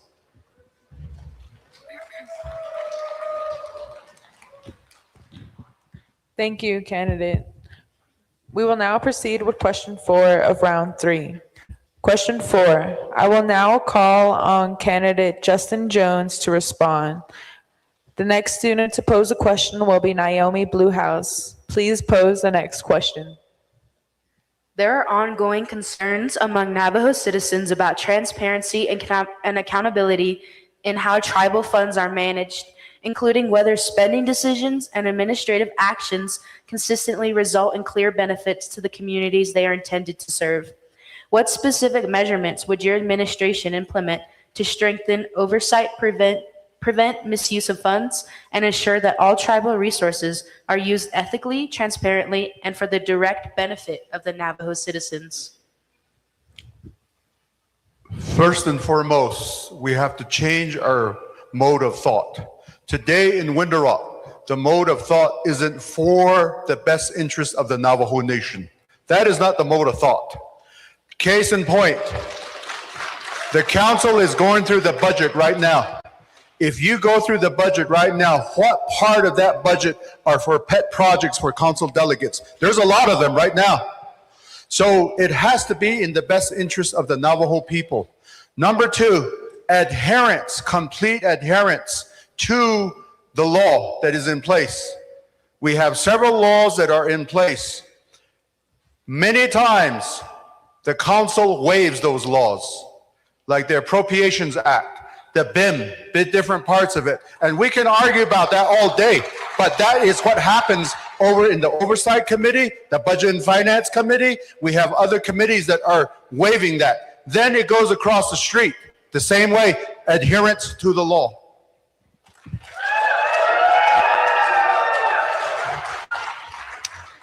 Thank you, candidate Justin Jones. We will now proceed with question 5 of round 3. Question 5, I will now call on candidate Frank Dayish Jr. to respond. The next student to pose a question is Ethan Tachini. Please pose your next question.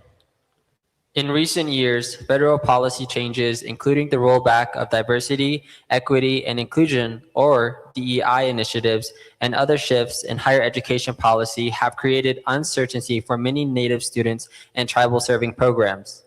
If future federal actions reduce support for Indigenous students, how would your administration advocate for and protect the educational opportunities available to Navajo students? The President of the United States today has gone to his Department of Justice. They issued an opinion, and that opinion addresses exactly what you just stated.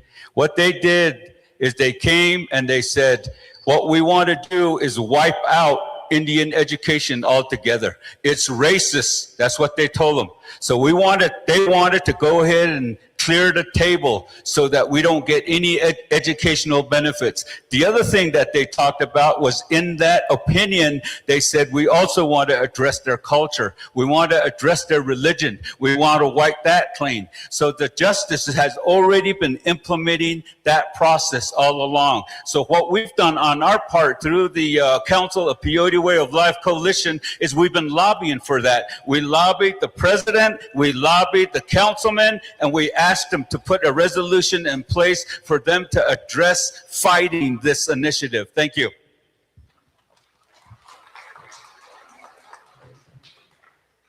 Thank you, candidate Frank Dayish Jr. We will now proceed with question 6 of round 3. Question 6. I will now call on candidate Buu Nygren to respond. Tristan Lee, please pose their next question.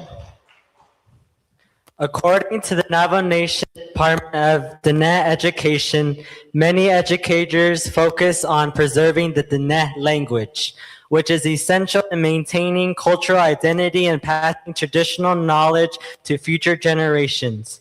But at the same time, the younger generation faces a lot of pressure when it comes to balancing cultural preservation.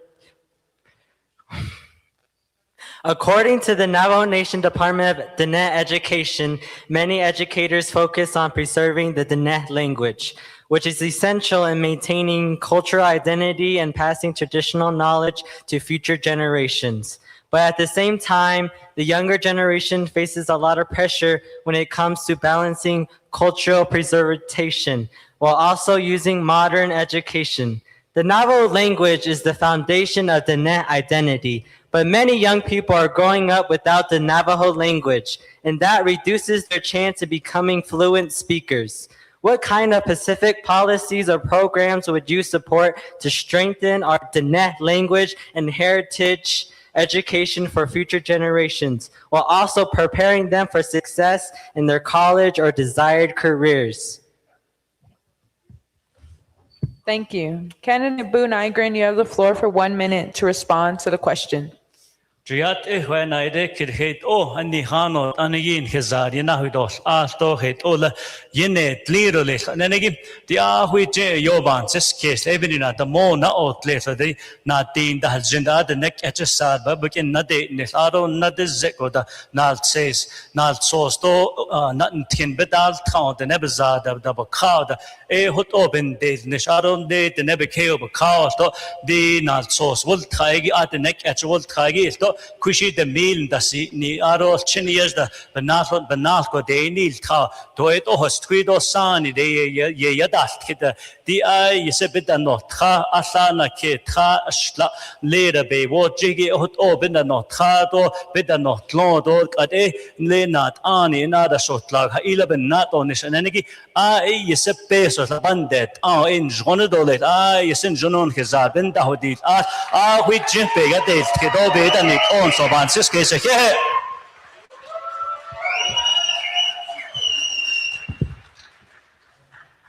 Thank you, candidate Buu Nygren. We will now proceed with question 7 of round 3. Question 7. I will now call on candidate Tom. No, that's wrong. I will now call on candidate Donovan Begay to respond. The next student to pose a question will be Shania Watson. Please pose the next question. Tribal data sovereignty recognizes the rights of indigenous nations to govern the collection, ownership, and use of their data. As more government services move online, questions about data storage, cybersecurity, privacy, and access to external vendors become increasingly important. What policies would your administration implement to ensure the Navajo Nation data remains secure, sovereign, and under the control of the Navajo Nation rather than outside governments, corporations, or third-party organizations? Thank you for the question there, Ahela. That type of information or question, is very complicated. There's so much information that's just going out, unknowingly. And to secure that, it would be a very hard thing to do. I believe that everybody's just so knowledgeable out there on how to use these devices and also these technologies that are out there. So like one of the candidates did say that we have to embrace this AI that's coming in. These data centers are just coming in, they're just overwhelming us. Because it's a lot easier.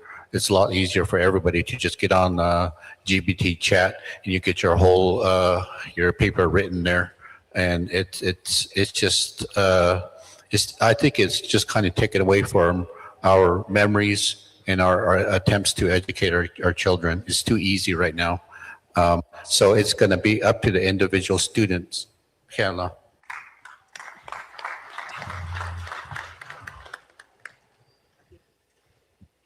Thank you, candidate. We will now proceed with question 8 of round 3. Question 8, I will now call on candidate Myron Lizer to respond. The next student to pose a question will be Ashley T. Please pose the next question. As drought conditions worsen and climate change increases the risk of wildfire across the Navajo Nation, proactive fire prevention measures such as controlled burns and vegetation management are becoming increasingly important. At the same time, many communities experience long response time due to limited firefighting resources and the distance between fire stations. As president, what specific actions would you take to strengthen the wildfire prevention efforts, expand fire department capacity, improve emergency response times, and better protect Navajo communities, livestock, and natural resources from the growing threat of wildfires? Oh, yeah, Ashley, you ask great questions. First, I would seek out TIBIC, Tribal Interior Budget Council, and start advocating for a escalated budget increase so that we could fight these fires, number one. Number two, seeking more grant funding on the federal level, but also working with those agencies that can help us just lower the fire threat. If you've ever been down to Phoenix, you see how their forest is almost manicured. We need to do the same on the Navajo Nation. We highlight our woodsmen to cut and create a cleaner forest, taking all of the dead oak, the dead limbs, and even the dead fir needles, and totally getting rid of them. We could probably make wood pellets out of that. So I think you could be creative in this. And plus you got to bring in the P3, the public-private partnership that will help alleviate this fire threat in the future. Yeah. Oh.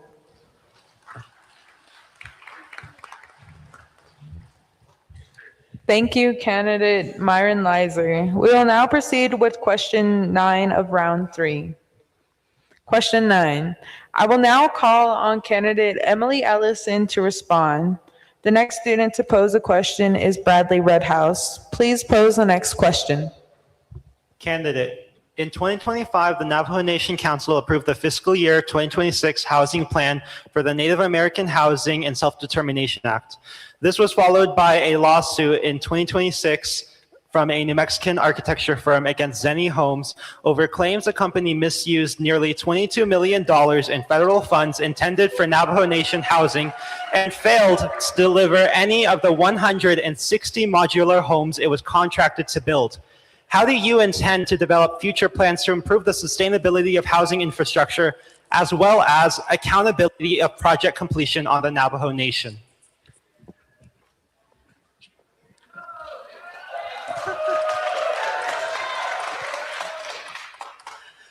Well, I'll tell you what, somebody's millionaire in here, maybe 2 or 3 millionaires. There's a lot of kickbacks that are happening. And this is not the first time, it's always happened. I would have followed the procurement code. We have a procurement code. Why was it not followed? This company was vetted. They said, duh. But what did we do? We're J-Cuff, right? We don't listen. We just do whatever we want. So what we need to do is update our laws, most importantly, our criminal code, our white-collar crime, turn the Attorney General's office into an elected office so we're not dealing with that chaos. But I do want to return to a couple of things here. The Navajo Nation, Navajo is the official language of the Navajo people. It's been passed. Fund it, give it millions of dollars, open a market.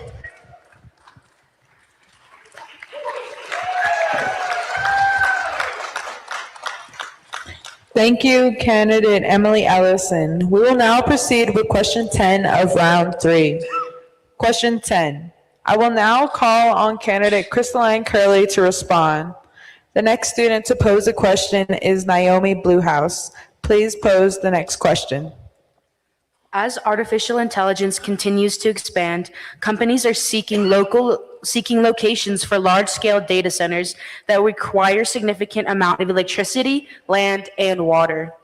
While these projects may offer economic opportunities, they also raise concern about environmental impacts, water consumption, cultural preservation, and tribal sovereignty. What safeguards would you require before approving these projects, and how would you ensure that economic development does not come at the expense of our land, water, sacred sites, or our future?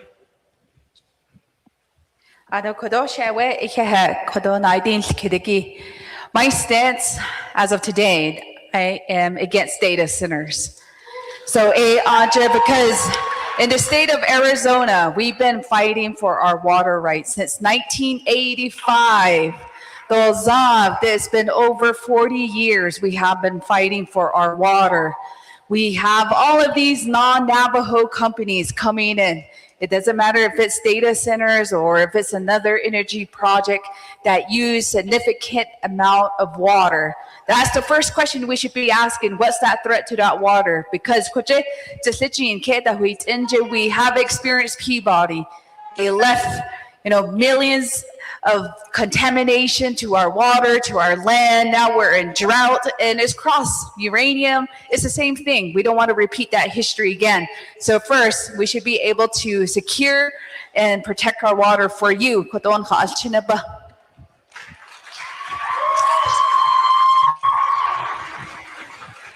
Thank you, candidate Christine Curley. We will now proceed with question 11 of round 3. Question 11. I will now call on candidate Debbie Nez-Manuel to respond. The next student to pose a question is Ethan Tachini. Please pose your next question.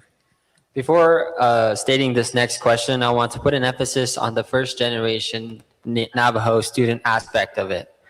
Many Navajo students are first generation college students who leave the reservation to pursue higher education. What specific initiatives would your administration implement to better support these first generation Navajo students attending colleges and universities away from the Navajo Nation? Thank you for that question. Thank you, students. All of you are asking very good questions. When we're first-time generation, what I feel like I went through, one of the things that really helped me was mentoring programs. You connect with the Native American program and they find somebody who's already gone through college. And you find that the challenges that you're experiencing currently are often the same as those who are mentoring you. And then as you go forward, you have to really think again about the social emotional development of that person. What were their experiences like at home? Do they have support systems? Do they live with grandma and grandpa? Do they understand what the cultural shift is that's going to get ready to happen? You can go to college here on tribal campuses, but you're still experiencing the same thing because you have so much strict structure from timing, time scheduled, due dates, and so much more. So having those support systems in place for students are really critical. Thank you.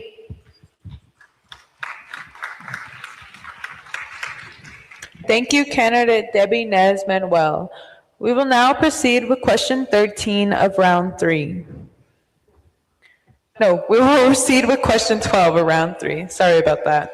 Question 12, I will now call on candidate Tom T. Chi to respond. The next question posed by a student is Tristan Lee. Tristan Lee, please pose your next question. Communities from every region of the Navajo Nation have different priorities and certain challenges, ranging from housing, education, and healthcare. Many residents want their voices to make a difference within their community and feel heard. How would your administration make sure that local communities have a stronger voice in decision-making in their own communities? And what steps would you take to make sure that residents' needs are being met? Thank you for that. John Lee, that was the naked hatid. The shite, ba kunzendo, yat erbsnahs ago, a hot edole. Adobat den hidden any clinic at it neniki, bikehonit, don't nanny clinic benache.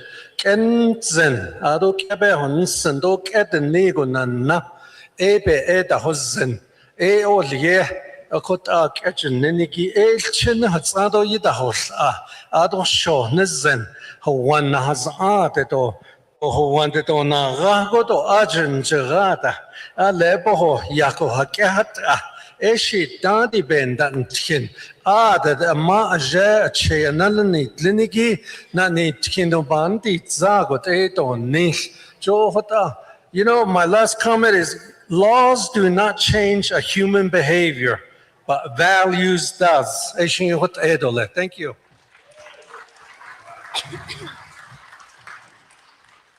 Thank you, candidate Tom T. Chi. We will now proceed with question 13 of round 3. Question 13. I will now call on candidate Jordan B. Gay to respond. The next student to pose a question will be Shania Watson. Please pose the next question.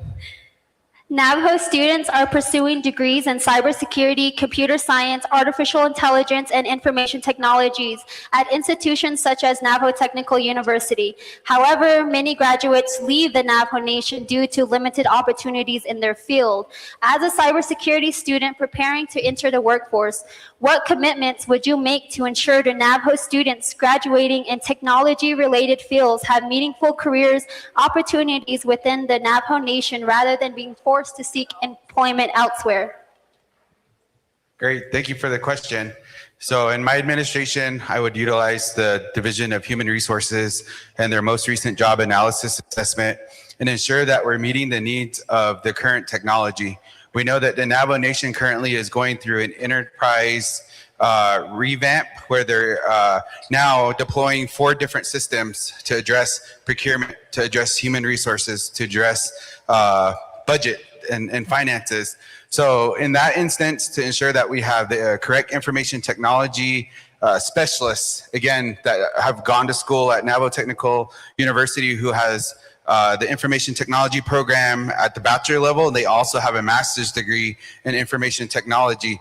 Shout out to NTU. I know Diné College also has an information technology program. So it's important, again, to ensure that our students who here at home are able to get educated here at home, so they'll stay here at home. So that's what my administration would do, is support those pathways. Thank you.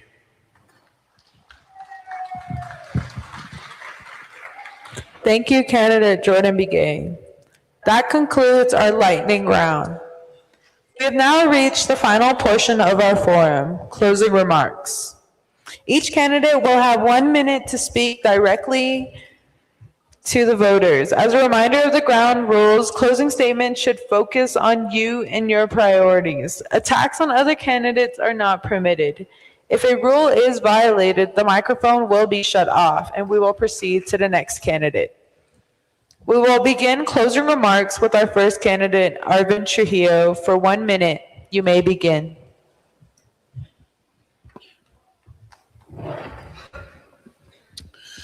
Thank you for this opportunity. I believe our nation has incredible potential. My role is not to determine your future. It is to help create conditions where you build it yourself. I'm looking at the key management strategies to restore trust and accountability in our government and bring jobs back to the nation. This forum does show how much talent, creativity, and determination exists within our young adults. My 40-year career experience has taught me that talent is not about holding a title. Leadership and management is about preparing others to succeed. I've accomplished these objectives in the past, and I can meet these challenges in the future as your president. So again, I look to you as young people to begin to strive for that impossible dream. But I'm here to help you reach those dreams and provide that opportunity. Arvin Trujillo, position number 3. Thank you. Thank you, candidate Arvin Trujillo. Next candidate, Johnny Russell Jr. You have 1 minute. You may begin. Yeah, thanks, LA, for welcoming me to LA. Yeah. Say just now, this is our Eastern Agency, Abayastia, Ade, Chaco Canyon, Holia. Kiss Anin Katina, Ade, Kaya Yati, Yatina, Kotayinda. I call every China shadow, or don't need them in Yasha. A Nakorinasha, Ado, Hatila, call all Kita, Kidodit, Inodit, Donny, no what you last day need car, Sheho, Adabagani, but Kinova, he by a buses, Ring his Zado, and Kinai, and I hit Lahido, Edo buses, a Konkaya, daughter, Nabikaya, Edo buses. I call San Juan River Goyandle, base yang lawyer he os. Tony but that the not the land called Torpin been out the never kaya bakah lawyer. Yeah, Johnny Russell number 14. Yeah. Thank you, candidate Johnny Russell Jr. Next candidate, Alexander Chambers. You have 1 minute. You may begin. Ladies and gentlemen, we are at a critical juncture in our government. We must make this pivotal change in a new direction. Highly,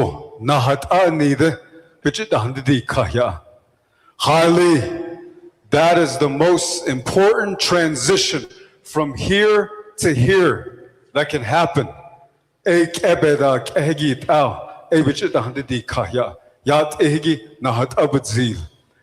The nebebe has ani hojon bichet handedi kaya. Nahata bekek ehesh chino bekek ahundi kaya. Ebe hojon benahdotle. Edadadi nilchik eno leni. I stand here before you as a new candidate. I understand there may be some trust issues. And I understand that there may be some past traumas, but know this, that we will take this nation in a new direction for a new time. Yeah. Thank you, candidate Alexander Chambers. Next candidate, Frank. Is that right? No. Next candidate, Justin Jones. You have 1 minute. You may begin.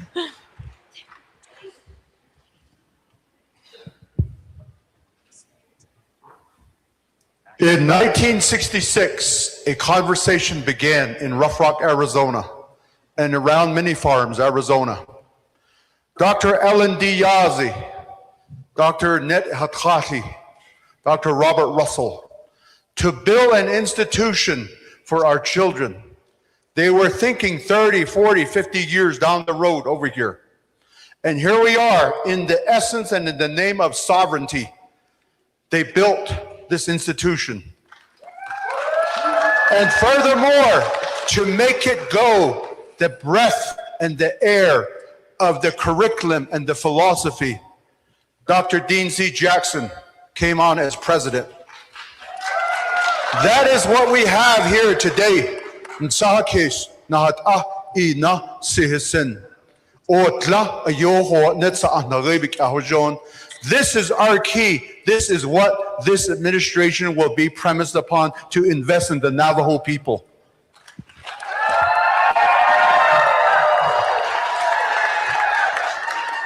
Nataho Justin Yaha Hastui Sani, which is that S.E. Roneri Yaha has any Bahaot. Zira Nehotel, Penat Zat Hotno, Areho Jis, Jo Ekeho Yaha Eva Kank at that. Aron Nedayat Eho Nahat Anhan de State, Ebony Na Eyaha Na Nishiho Enigi, Aron Nahat Abitzilo, Eyaha Lagi. Aron da Eyaha Nash and Hot on Ido Liso, Eyaha Eko Beke Kato Legi, Eba Yadis, Ako Eyaha Ebony Na Ekodon Kinhina, Nisade, Nehegi, Yaha Kago, Eyaha I tie when a bit of it. Though Eyahan is better with after those less. That's the hard Eyaha house, not Agi, which ends the Tika. Nash, Behashin Zayat, Eyai, Ben his fault, just told Legi, Elana needs and the Ebony Na Eyaha. July 21st, Frank Dace Jr. That don't know that you next year.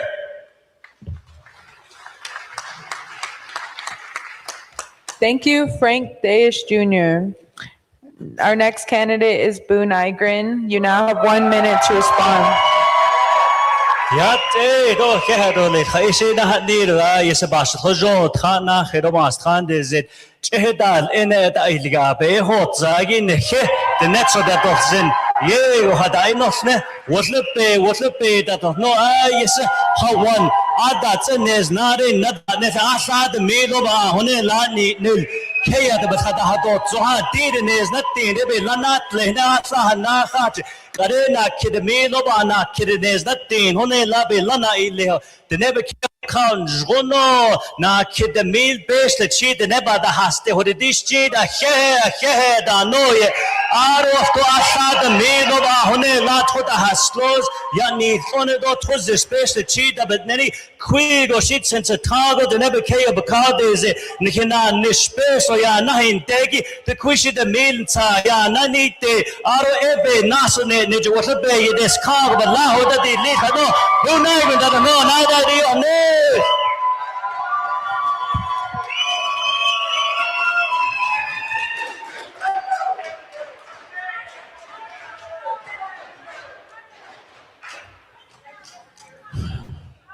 Yate, everybody here, the panelists, also.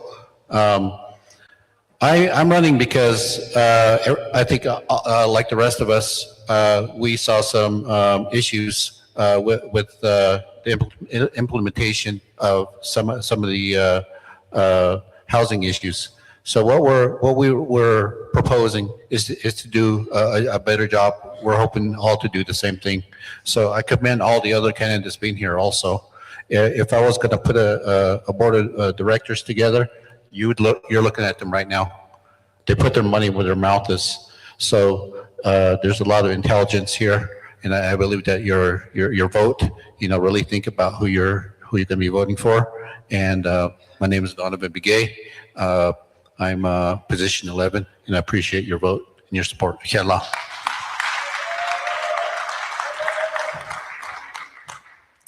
Thank you, candidate Donovan Begay. Next candidate, Myron Lizer. You have 1 minute. You may begin. Oh, yes, thank you. Yeah, everybody say SNAP. Nobody said SNAP, Supplemental Nutritional Assistance Program. I haven't heard anything. None of my colleagues over here have said anything. Yet I have a plan. There will be a work requirement come January 1 for SNAP, those that are going to be depending on federal financial assistance. We need jobs. So I know a way to get jobs. The next president and the 26th Navajo Nation Council will have to dig out of a very large hole. ARPA is gone. It is sunsetted. We no longer have that $2.1 billion. Tech students, you here, you need data centers. What better way to protect data from the data centers and keep it sovereign than to put a data center on tribal lands? That's what I would advocate for. There's trillions of dollars out there for data centers, and the newest technology, you don't need the amount of water that everybody is drumming up to be. So data centers on Navajo.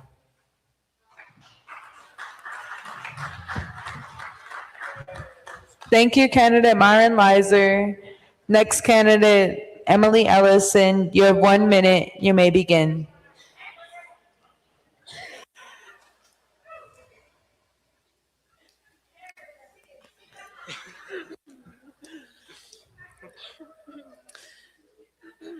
Navajo is a very young nation. We're very young. And our future is bright, as you can see with our children here. What keeps us from success is corruption, is nepotism, it's using, it's cronyism, as you can hear. We're surrounded by it. And we're not going to succeed until we get that bull by the horns.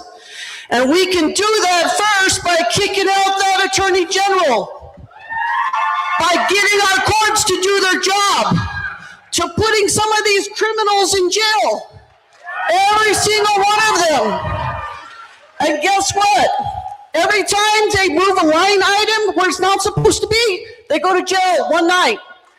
And once they move it back, they can get their freedom back. That's the only way we're going to move forward, addressing the corruption. Thank you.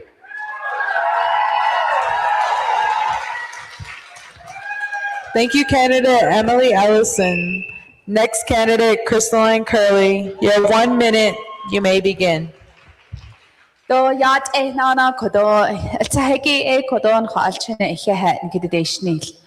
Thank you for hosting this forum, because this future belongs to you. Our time has come already, but the future belongs to our youth here.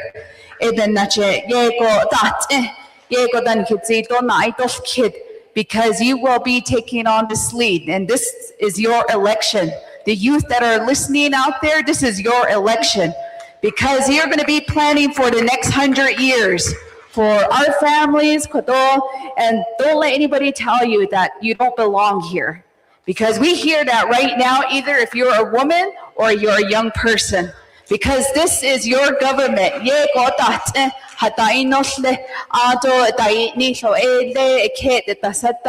I'm position number 16. Again, my name is Crystalline Curley. I love my people here.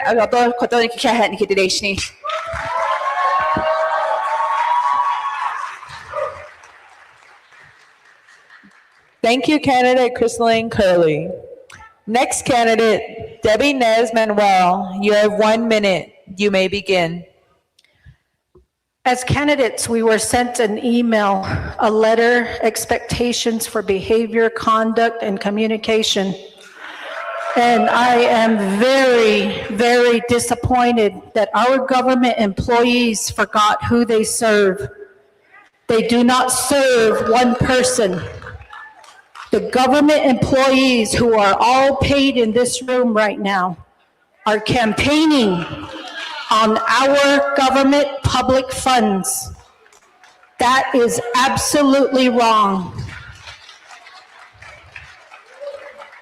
When we talked and we started this conversation, we talked about placing people before ourselves. Some of these candidates in here do not understand that. They are not a leader defined by what this institution started us with this evening.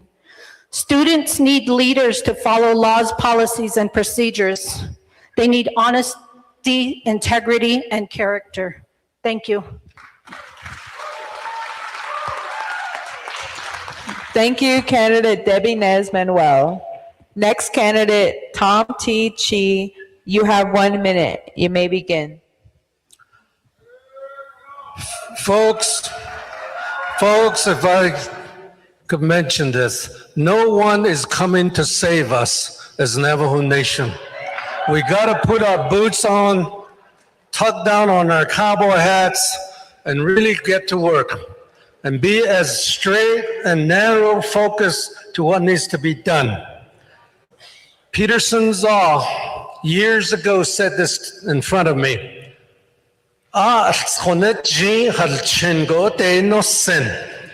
The net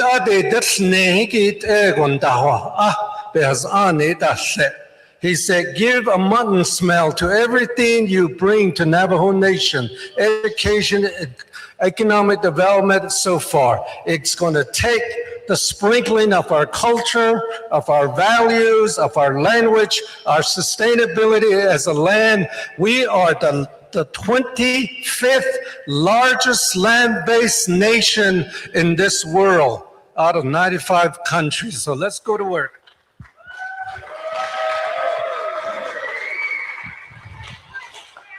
Jayat Eshik A Nana. Number 9, July 21st, I humbly ask for your vote, each and every one of you guys, our participants who are on the lives, to everyone. Again, on July 21st, I ask for your vote, ballot position number 9, Dr. Jordan Bigay. It's great that you're all here. I commend each and every one of you guys for being part of your government. We definitely need to continue to ensure that we're voting, that our voter participation stays high. And again, I just am really glad that we have this much participation, that we really take back our government, that we participate in every way possible, because then that way we're ensuring that we're meeting the needs of our people, that we're moving the nation forward, that we're working together as a team. It's again important. Thank you to our college students. It's great to be back here at Diné College, and I'm an alumni at Diné College. I got my certificate in public health and 2 associate's degrees from Diné College, so go Diné College.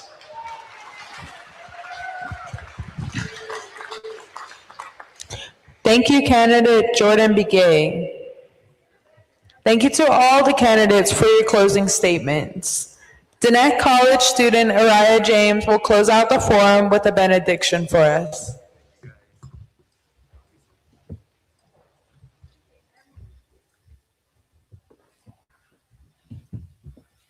Ya tsa si ho ara da isnal tsanegi she ya Araya James Yanisha adana anishanegi ekia ani nishle twa haglini bashichin nakada net da shiche ara tkorik oja dashnale ara nile tkoris ada enasha ara akwa Diné College de Inishtra Associates of Arts Business Administration biniya Inishtra kad to dizindo. Dear Heavenly Father, we come before you with grateful hearts, giving thanks for the gift of life, our families, our communities, and our sacred homelands. We are thankful for the leaders who have answered the call to serve and for every person who has gathered here with hope for the future of the Navajo Nation. As we conclude this forum, we ask for your continued grace and wisdom. Bless each candidate with humility, integrity, courage, and compassion. May they lead with honesty, listen with open hearts, and always remember that true leadership is rooted in the service to the people. Help all of us walk together in respect, even when we all hold different opinions. May we speak understanding over division, unity over conflict, and the common good above personal interests. Strengthen our commitment to protecting our language, culture, traditions, and the values passed down by our ancestors, while creating opportunities for future generations.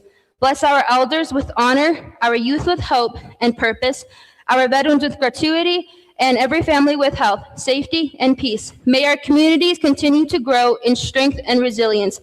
As we leave this gathering, may we walk with the path of Hajon, living in beauty, balance, harmony, and respect with one another and with all creation.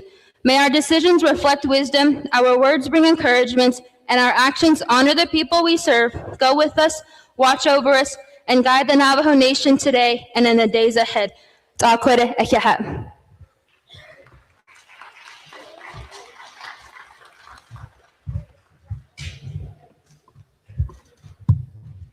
This now concludes the formal program of the Diné College 2026 Navajo Nation Presidential Student Forum. We extend our deepest gratitude to each candidate for their participation and for sharing their priorities for the Navajo Nation. A special thank you to the students, staff, and volunteers for the Diné College for organizing this important event and for the warm welcome. We also extend our appreciation to our student panelists for their thoughtful questions and to our media partners at KXWR LP 92.1 FM and the Diné College team for broadcasting this forum.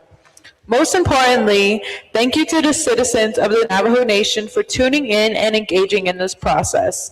Safe travels back home, no speeding, and I am your MC, Tsaile Bigay. Good night, everyone.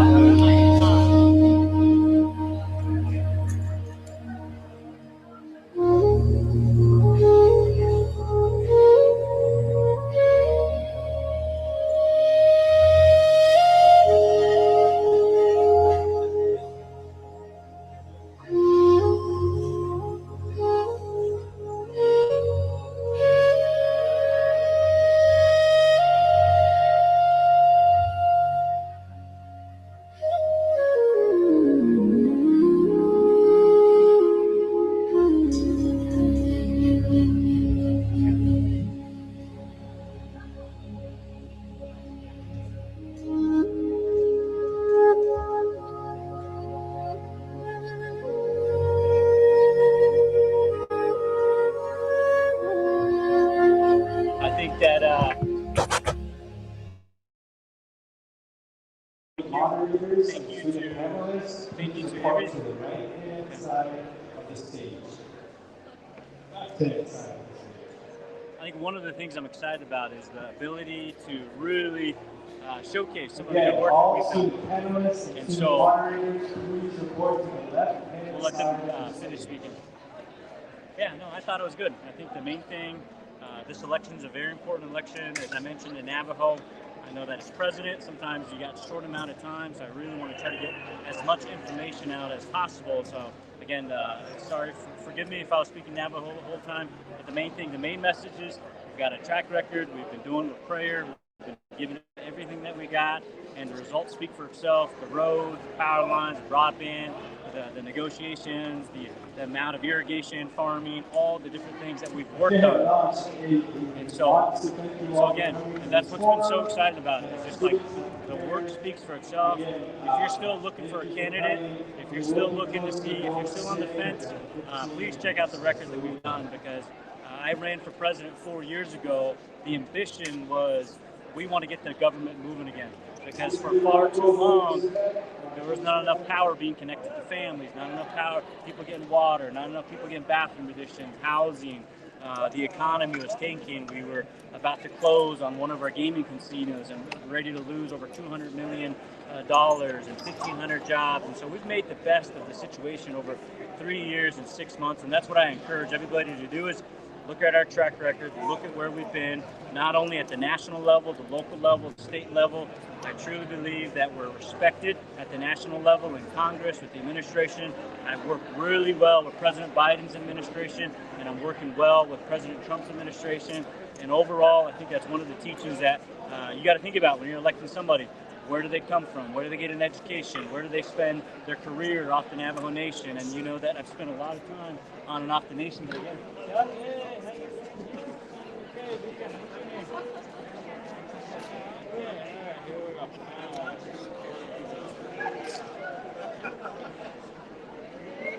yes, thank you so much for coming out.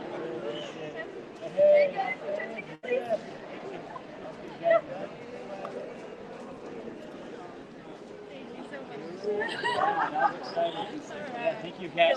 And that's one of the things I was saying earlier. It was one of those forums, so I really do appreciate the students that came out, asked some amazing questions, wonderful questions. I think one of the things that I continue to ask and advocate for people to do is we really got to elect legislators that will work with the president of the Navajo Nation. Because as you can tell, the size of the crowd, how much people are invested in this race, we got to make sure that you hire legislators that will support and back the Navajo Nation president, because the delegates, they're running for their local races. As president, you are running for the entire Navajo Nation, and they're expecting you to lead, and they're expecting the legislative branch to follow your lead, all the things that we got to work on. So, hey,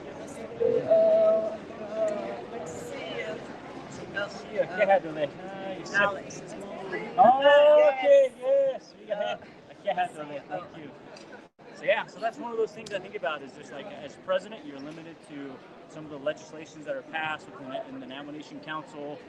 Obviously, they legislate the projects, they create the laws, the policies, how projects get deployed. So again, watch your local council delegate races, elect people that will support and back the vision of whoever's going to be Navajo Nation president. Because we don't want to have another, we've been seeing it over the past couple of administrations, to where the council decides all of a sudden they want to be the president, and there's only one Navajo Nation president, and that's who you're voting for on July 21st. Regardless if you vote for me or whoever you vote for, elect council delegates that will work, that will support your candidates, so that they can make their jobs a lot easier. Because one of the examples I always give is, even if Obama is your favorite president, even if Trump is your favorite president, they would struggle in this system, because there's no parties, there's no Republicans, there's no Democrats, there's no independents, and so it makes it very difficult for a president to actually get things done. But as I keep telling you, regardless of all the obstacles we've faced over 3 years and 6 months, we've still been able to accomplish. And I hope that come July 21st, you vote Buu Nygren again. So again, I want to say thank you for being here. I appreciate you. Take care. Kenju. So you're talking to Unisa. Yeah.